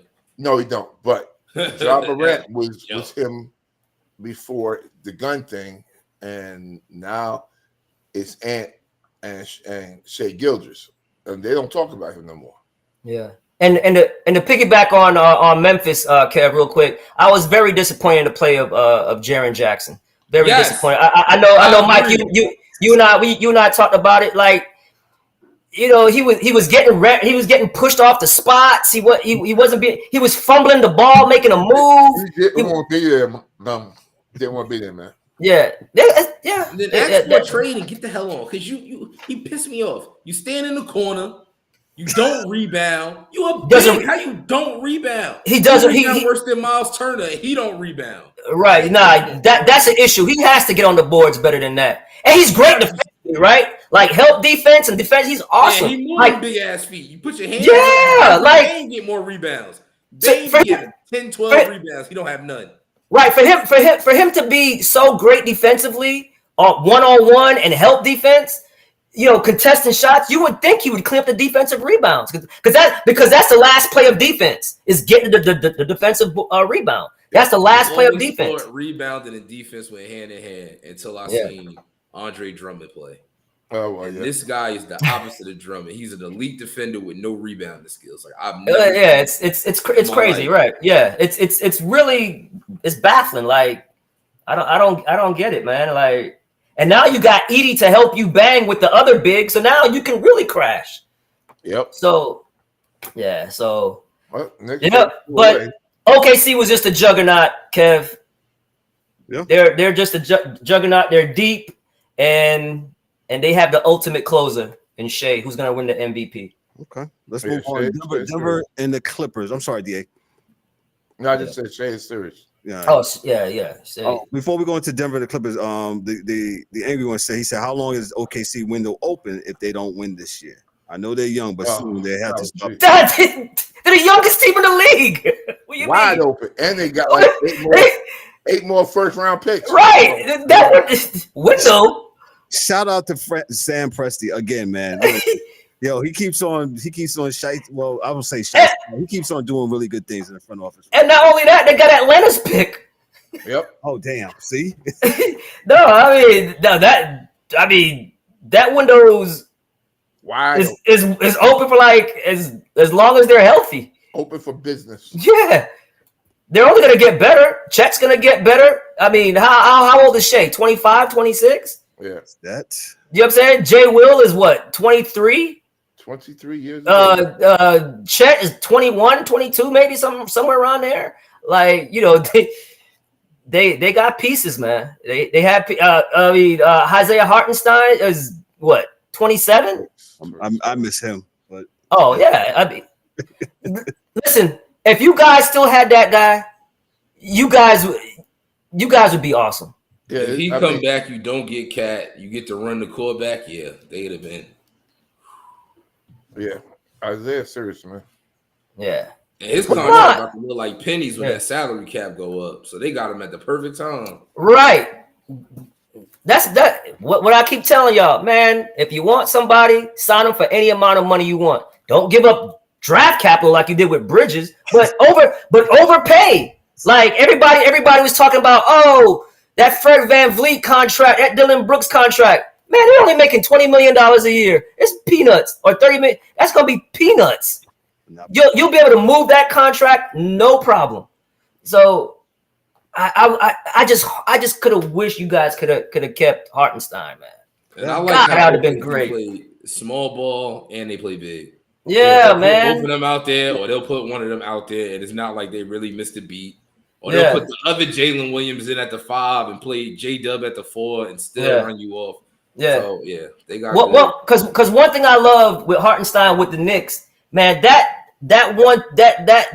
dribble handoff with him and Brunson, was exceptional, man. I loved it. Like, and then if you don't go with Brunson, if you go with Brunson, he just dips it off. And that little push shot that he has, that floater. Man, dog, it's money. Like, where you don't want to go? I'm gonna spin off you, float it. Money. Yeah, flotation device, baby. And he's crashing everything. He's.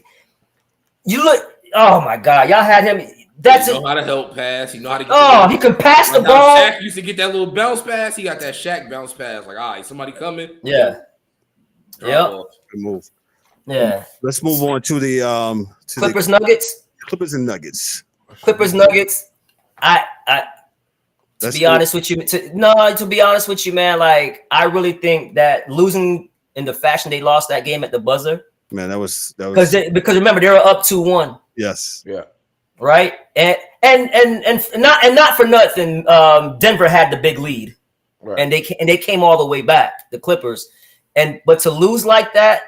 And possibly with the now tying the series and instead of being up 3-1, I think they're done. I think Denver wins tonight. You guys know how I love Houston and I was a Harden apologist for all these years, but we're seeing it again. Last game he had 11 points, 2 rebounds. Like he had no energy. So so they're back home now, in LA. So hopefully, they get it going. But I hope for Harden's sake, man, he shows up tonight. Because if he doesn't show up and they get eliminated tonight, it's just gonna be the same old narrative with him, man. Because like you said, to interrupt you, he's had a phenomenal season, man. He's really played. Oh, he's had a fabulous season. Fabulous. He him and Powell, kept the team going. Yep. When Kawhi was hurt, when Powell was hurt, one thing about Harden, the man plays. He unless he's hurt, James will play. He ain't going. There's no load management with him. He's going to play. Yep. Yeah. Period. So I respect him for that, but I just hope for his sake, even if they lose, just please show up. and just have a good game. And I got to tip my cap to the last couple of games to Westbrook. He was fantastic that last game. Hitting threes, the energy. One thing with Westbrook, he's gonna be a spark plug, right? Either gonna be a bad spark plug or it's gonna be a good spark. He's either gonna make great plays or bad plays. There's no in between. Either he's gonna make a great impact or a negative impact. So between is a little too wide. Yeah, right. But the thing is with him, he's always gonna give you the energy. Yeah. And it's contagious at sometimes. Sometimes you just gotta know when to back off, but he's just gonna play at his speed. Yeah, so coach just knows him, and that's what I say him and Mike Malone had a problem. But reality was you just gotta know when to pull him out. The car, right. He's just a car that doesn't know when he's going too fast. Well, Mike Malone loved him. The whole thing was that the franchise wanted them to play the younger guys, and Mike Malone's like, "Nah, we need them." And then they fired Mike Malone, but then they're still playing Russ because they need the energy. So it's like, why'd you fire him then?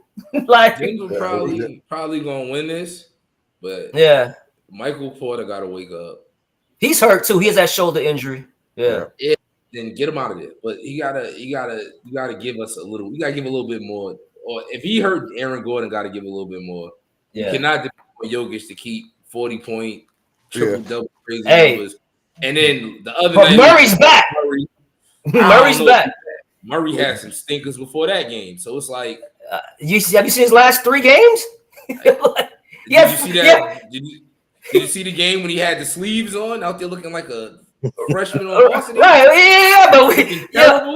But I understand. We just got finished dogging. I just got finished dogging Harden, talking about showing up because he had 11 points. Murray's coming off a 45-point game in a pivotal game 5. That's good. So, but if we good. depend on you scoring 40, we're not gonna win every game. So I need you to. I need him to be like consistent. If you're consistent 25, it pushes the Nuggets so much further. Well, than him just right. But also, Joker only had 13 points last game. Yeah, because Murray was going off. Right. But like I said, it's just got to be more balanced with them too. You feel me? Because all he really need Murray to do is score. He don't need Murray to do nothing else. If you can score, Jokic can do basically everything else.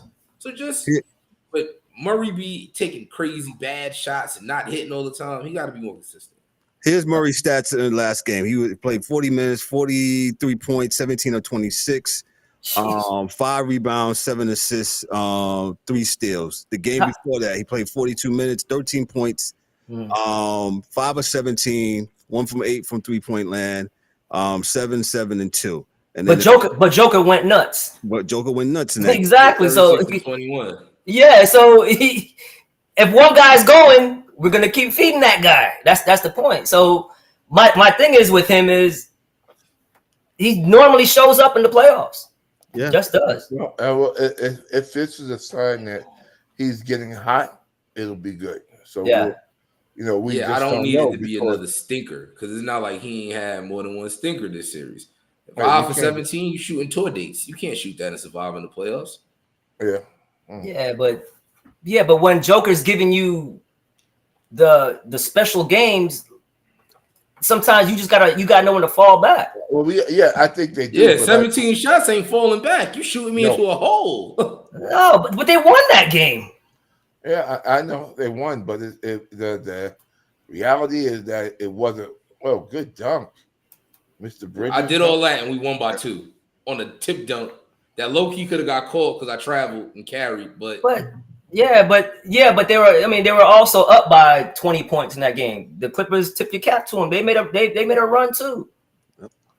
Yeah. Hey, Kawhi is balling now, for real. Yeah. If you go 7 for 17, or if you go 8 for 17, we win by 10 and we call it a night.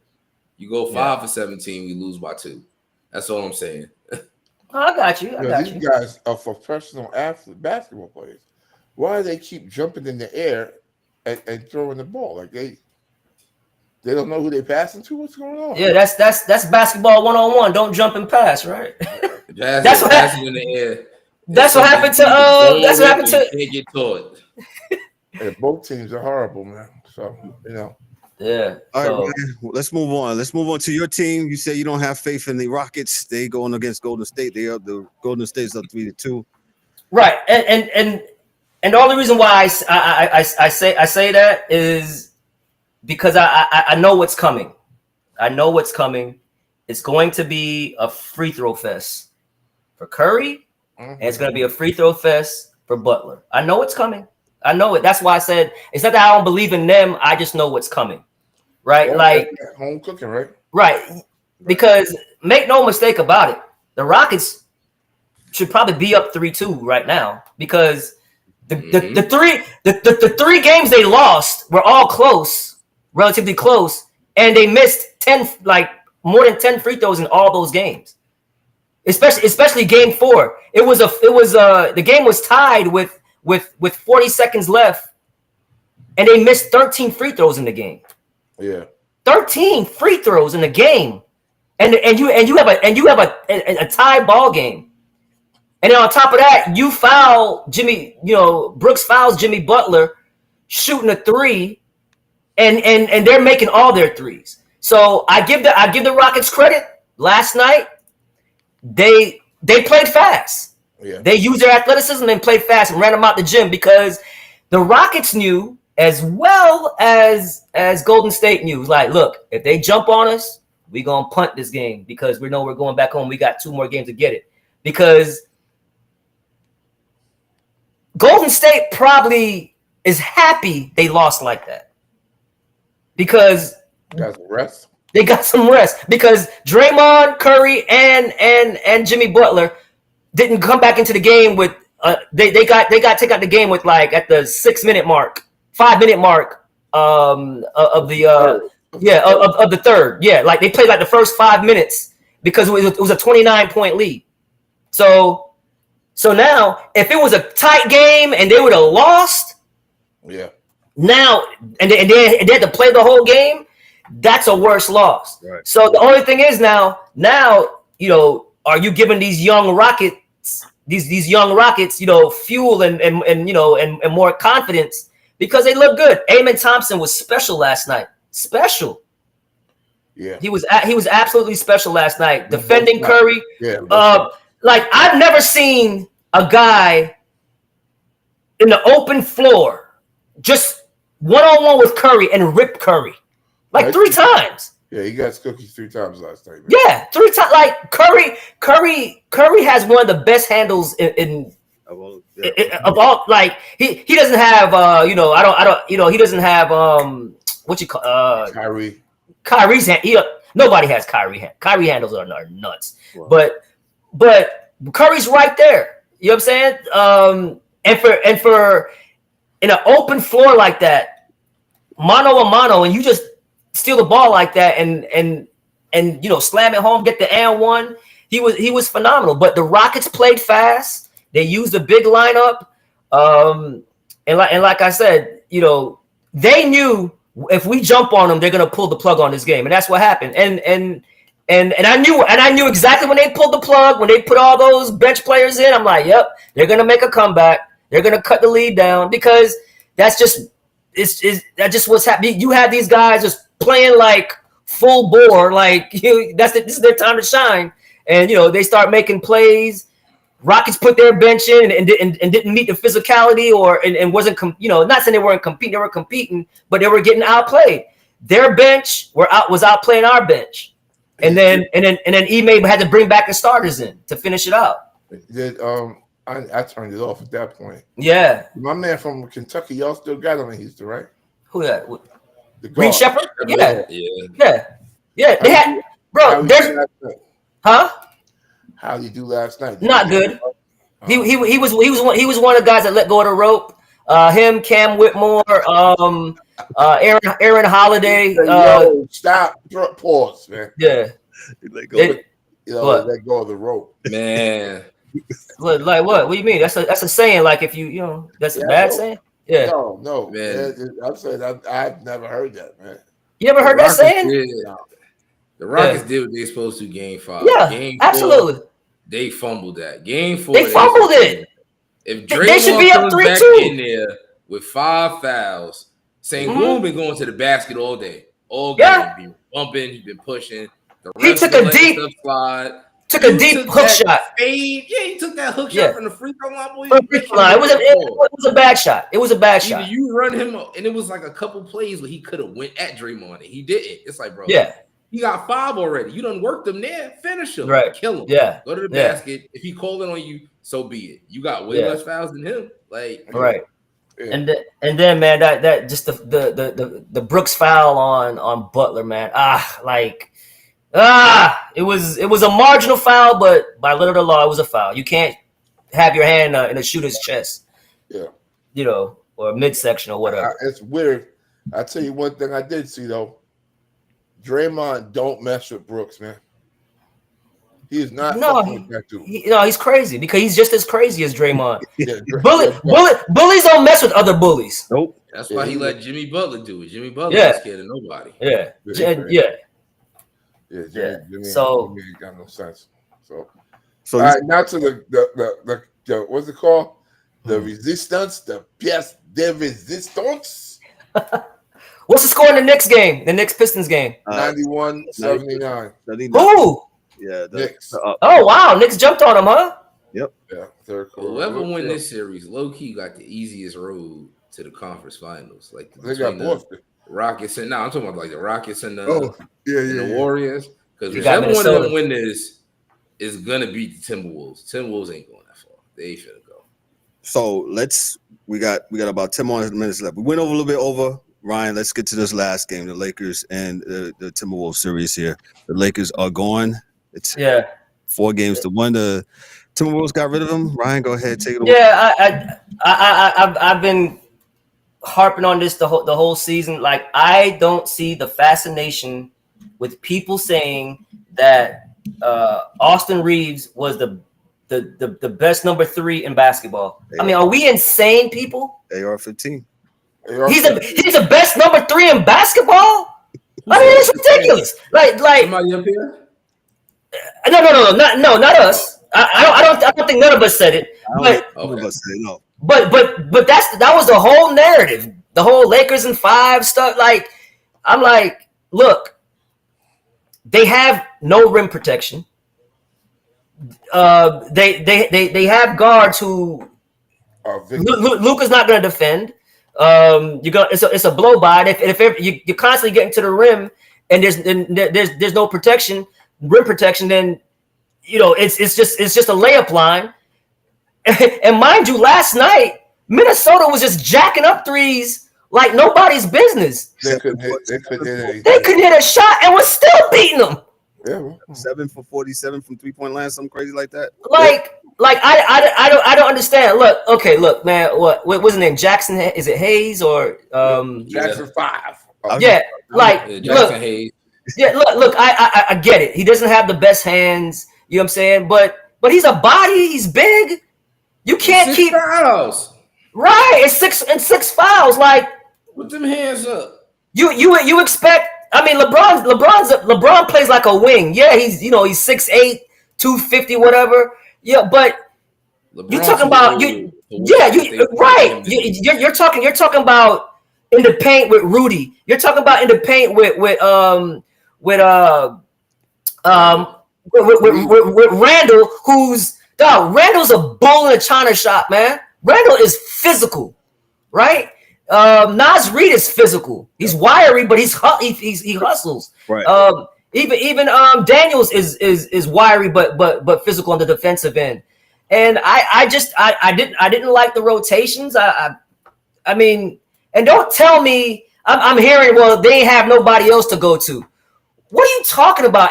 When everybody made the trade, when they made the trade for Luka, everybody's talking about they're going to the championship, this and that. Now all of a sudden, Gabe Vincent can't play. That's the first thing Jeff said to me. Yeah. How does Gabe Vincent damn near is a vocal point in Miami's run to the championship? That's the guy you signed because you poached him from Miami, got him. Darvin Ham signed him. Yeah, like what do you mean? Like, what do you mean you have no bodies to play? I mean, they're small. I just didn't like it. I didn't like any guys because Maxi Kleber didn't play for the first time till last night. What the hell is he doing in the game?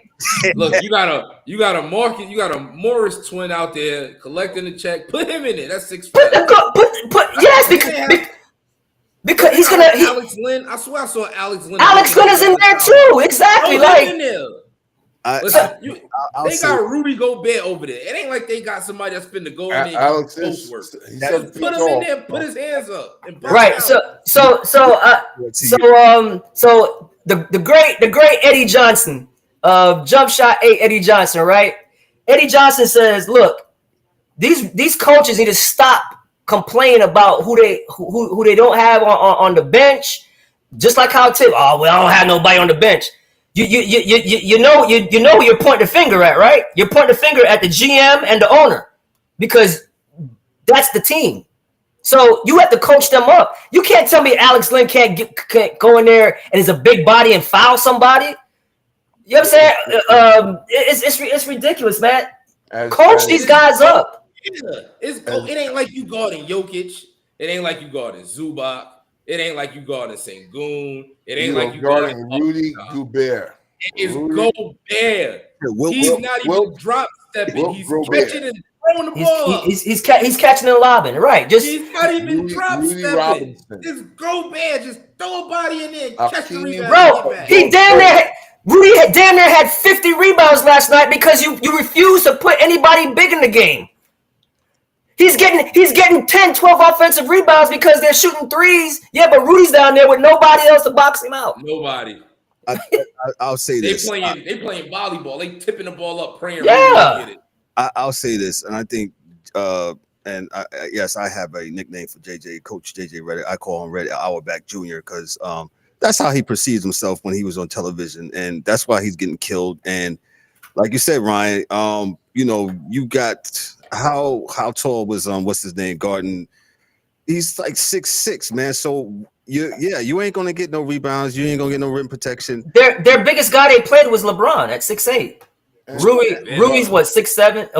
Vanderbilt was 6'8". Like 6'9". Is he? I don't think he's that tall. So are you relying on on these crazy analytical numbers and just not just like you say you gotta coach up I heard Mike Thomas say this. I know I'm kind of cross-referencing, but no.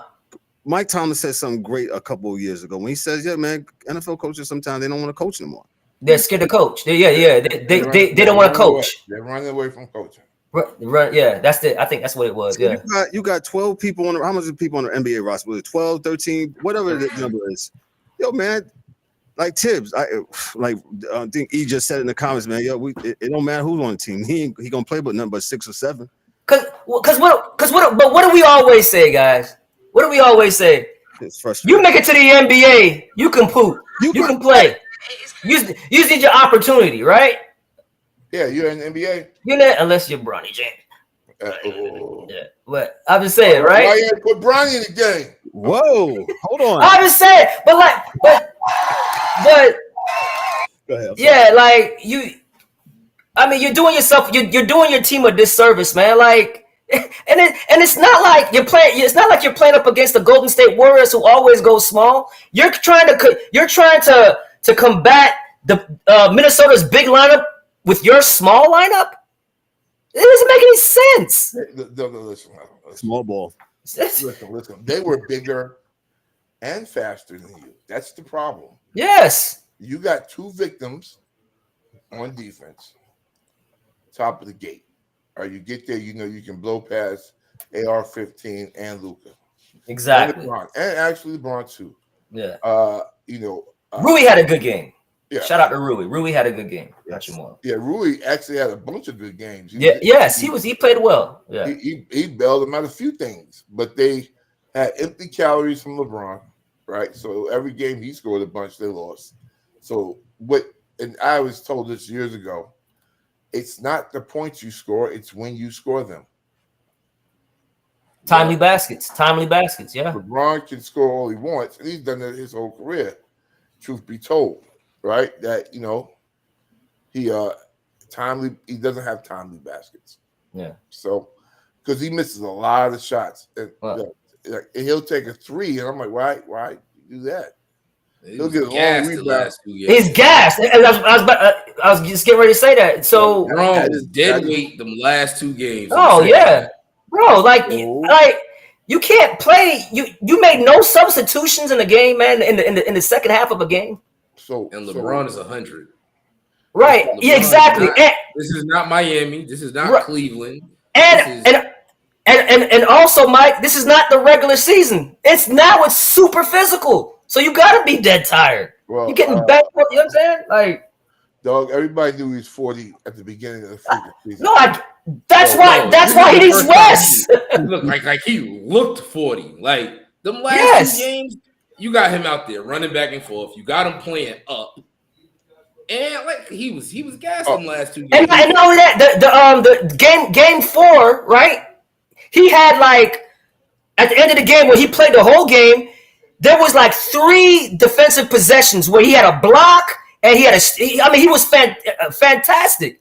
And you can tell that was it. He had nothing left. And Luka had the ball up top, right?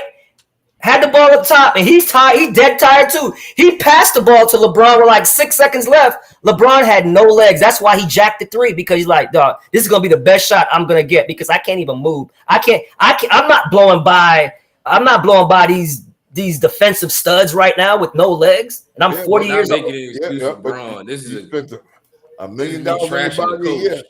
You know, like you got to make better adjustments to that. Like you can't have Braun out there 48 minutes a game. It's the playoffs. You gotta. And then I said that the last game too. Like I'm watching. They took LeBron out. Luka goes on the run. They got the little lead.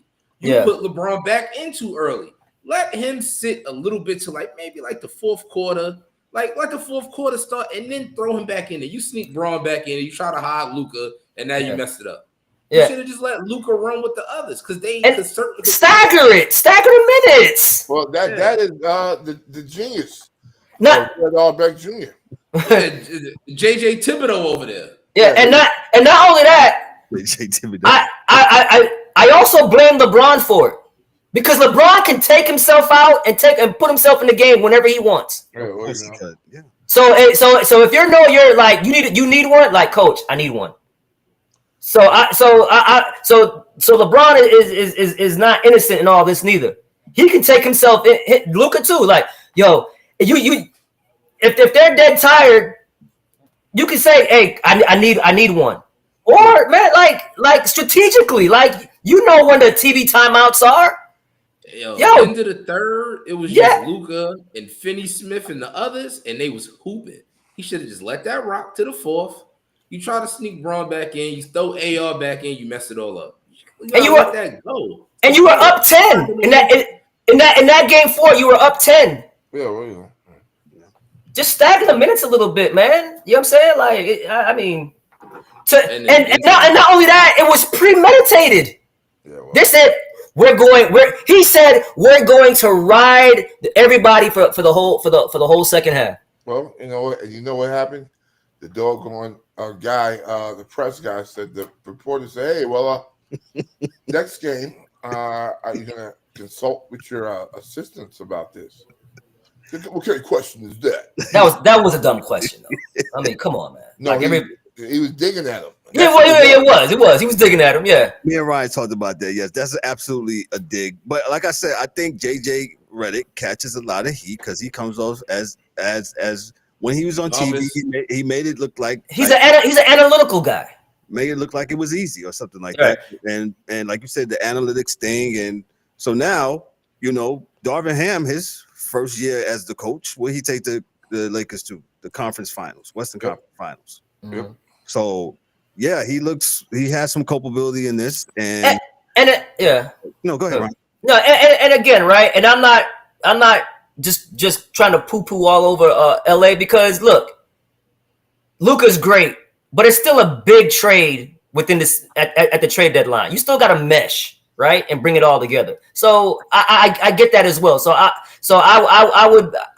would be wrong not to mention that maybe they didn't mesh all the way, and what have you. So you have to give them some grace with that. I understand, But like you said, DA, with the question, that's when, if you're the coach and you're the leader, you can't let that get to you, bro. You gotta know how to either one, be clever, like how Popovich is clever and just kind of goes back at you and kind of like, make you feel like crap or whatever, but you just can't get up and walk out.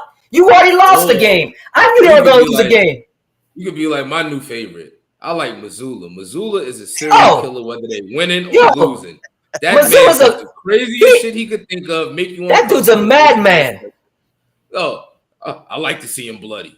I like it. I like the passion. He was screaming for Jason Tatum to get up off the floor. It's like, get up off the floor. Get up. Get up. Yeah. That's what Luka needs. Get up. Boy, crying. Right, but I didn't like that body language from JJ Redick when the reporter okay, we all know he's digging at you, but bro, you got to keep your composure, bro. You're the head coach. You storming out like because you got an attitude and you're upset at the question and dude ain't never coached none, not even a CYO team, so he don't know. He's in his feelings. Yeah, right in his feelings. And you talk about, he at ESPN last year. He was there talking about people. Yeah. Rather than, damn,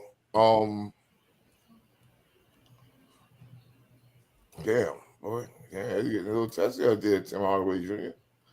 Yeah, but reality is that he went and did all of those things. Got this job, talked about another coach on a podcast while the dude was still coaching, took his job, gave the whole BS thing this summer about how dude from Connecticut wanted that. No one wanted the job. It was your job in LA because everybody knew that was a dumpster fire, but the reality is, who in the hell thought that this guy on Dallas, and like I said, Nico might not have been wrong. No, he's not. Yeah, I saw a guy, a pro, say, "Yo, listen, man. When teams do this, they do this because there's a problem, right? And maybe and I knew that there was some issues with Luka. That dudes didn't like some of the things. Porzingis doesn't like him. Like there was some issues."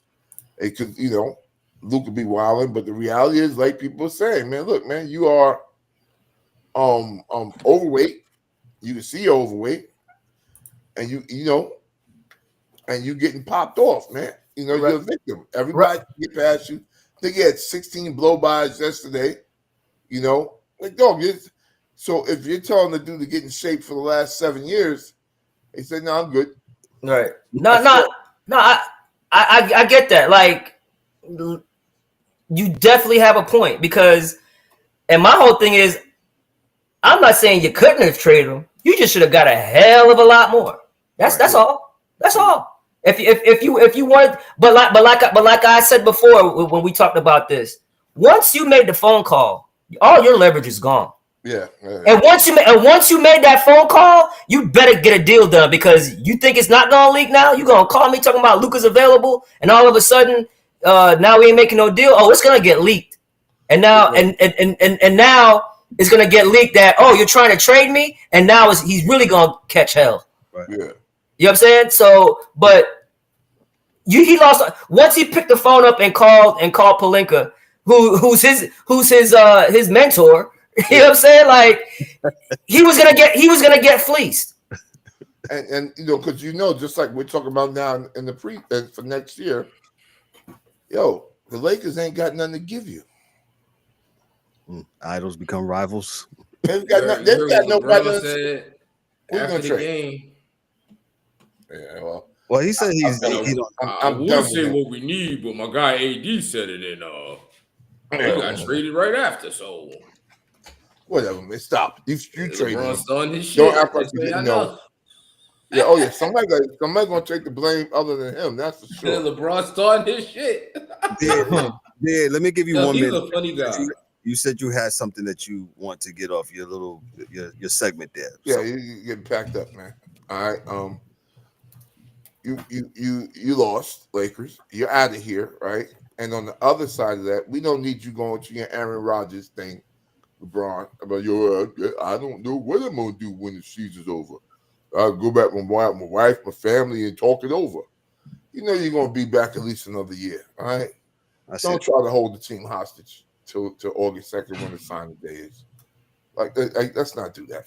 Give your team a chance to get some other players. What? Right, and if you believe in your boy, what's his name, JJ, then man, listen. Let him do what he needs to do, and build out a team, and you just fucking play. LeBron ain't going nowhere. Maybe play 20 minutes a game, but we don't need to do the Aaron Rodgers shit. Like, I don't know what I'm gonna do. Man, you gonna be there with your damn son? Because if you go, that bum is out of here. All right. If you go, that motherfucker is buying franchises, in a pizzeria or some shit. So it's a wrap. So Braun coming back. He got Luka. He got his other son, Austin Reeves. He's playing too good not to come back. He got to come back one more time. They're gonna get a big. He already got Luka, and then he got Austin Reeves, his other son. He got to finish raising. And he's gonna play 2 more. He's gonna play 2 more years, man. Because had they got dude from Charlotte, that would have been a different series. Williams. Yeah. Yeah. But my thing is, I don't understand because the trade went through, but the Lakers are the one that failed the physical. Yeah. And then Williams played the next game for Charlotte. Like, what? I thought he was hurt. What's wrong with him? Showed up like nothing happened. And then the wild thing is, you don't play Dalton Connect anymore. He ain't get no minutes, dog. Not a minute. It's ridiculous. It's crazy. Like, they're overcoaching, bro. And when I say they're overcoaching, they're not coaching. It's like they think they're so smart, and they're trying to make a point with everything. You ain't gotta make a point, dude. The dude can flat out shoot the ball, right? Like, and he's not a stiff, and he has size. You could have sat LeBron down for a little bit and put him in there, and he could have did something. Like, I don't understand, man. And look at numbers and pay attention to everything but what's actually going on the floor. Listen, he shoot 40%. How is he getting them 40? Is he dribbling? Is he catching and shooting? Is he what is he doing? They just looking at numbers and percentages. I think that's looking at what's going on with analytics in all sports. We're just looking at raw numbers. We're not really diving in and just tapping into a gut instinct. Like, yo, man, I think this guy's gonna be hot tonight, man. Whatever. But we just, like you said, we see a sheet, we see a number, and like I said, I'll say it again. JJ Redick, I call him Red Auerbach Jr. because that's how he perceives himself. And if you look at the little podcast that him and Bron had going on, basically it's like, like basketball is this nuclear science type of thing. Yes, but basketball is basketball, man. It's 90 feet, and you have your players on the court. Man, right. Let's stop making this more complicated than what it is, man. And not only that, Kev, right? You have to learn. As a coach, you have to know how to manage personalities, right? And sometimes, look, you might. I know you're struggling, right? But I still believe in you. You know what I'm saying? Like for instance, Jalen Green. Like, everybody's like, oh, we gotta make a Ime's gotta do a starting lineup change. He gotta get him up out of there, out the starting lineup. I'm like, and Ime's like, we'll look at everything. He started Jalen Green because he knows he's gonna need him. Yeah, he's going to need him. He's talented.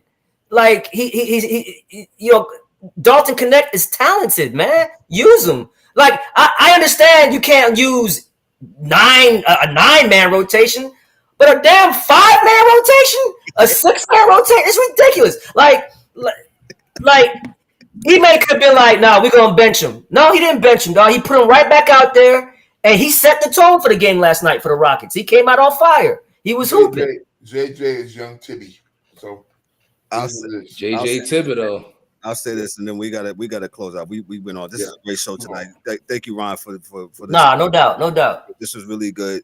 I'll say this. Joe Torre said this back with the Yankees back in the 90s when the Yankees won the 4 titles and the one in 2009, man. And they asked him, they was like, "Hey, what was the hardest job of managing the Yankees?" Managing people. And that's he said. He says, "Man," he said the X's and O's, the filling out the lineup card, and he said that's the easy part. He says the managing the personalities in this locker room, that was the hardest part. And make no mistake about it. That's why Phil Jackson was great. Phil Jackson had the other dude books. he had Tex Winter running everything. Tex Winter was the coach. Say it again. Phil Jackson was managing the personalities. That's it. Yep. The triangle. Yeah, that's it. That's it. Got it. Triangle. That's it. Like that. Yeah, you know. So man, thank you, man. So we'll see, man. That's all you got, Ryan. Thank you. That's all I got, bro. Hey, also too, man. WNBA is going to be starting on the 19th. So, or 16th or 19th, that Friday. So I'll do a preview show for the WNBA before the season start. Gotcha. All right, good enough, brother. Thank you. Yeah. That is Ryan D'Souza with the NBA. Pulls up 3-pointer. Bang! Bang! It's good. Wins the game at the buzzer. We're gonna do something right, Kev. What was that? What's that? Play it before we leave, Kev. What? I didn't have it. I didn't get a chance to do it. Yeah, I got busy doing work things, man. So no problem. I'll have it next week, man. Part shots real quick. We got to get ahead. Great show tonight. Thank you, guys. DA, what you got for us before we get out of here, man? I got nothing. Okay. Everybody be safe.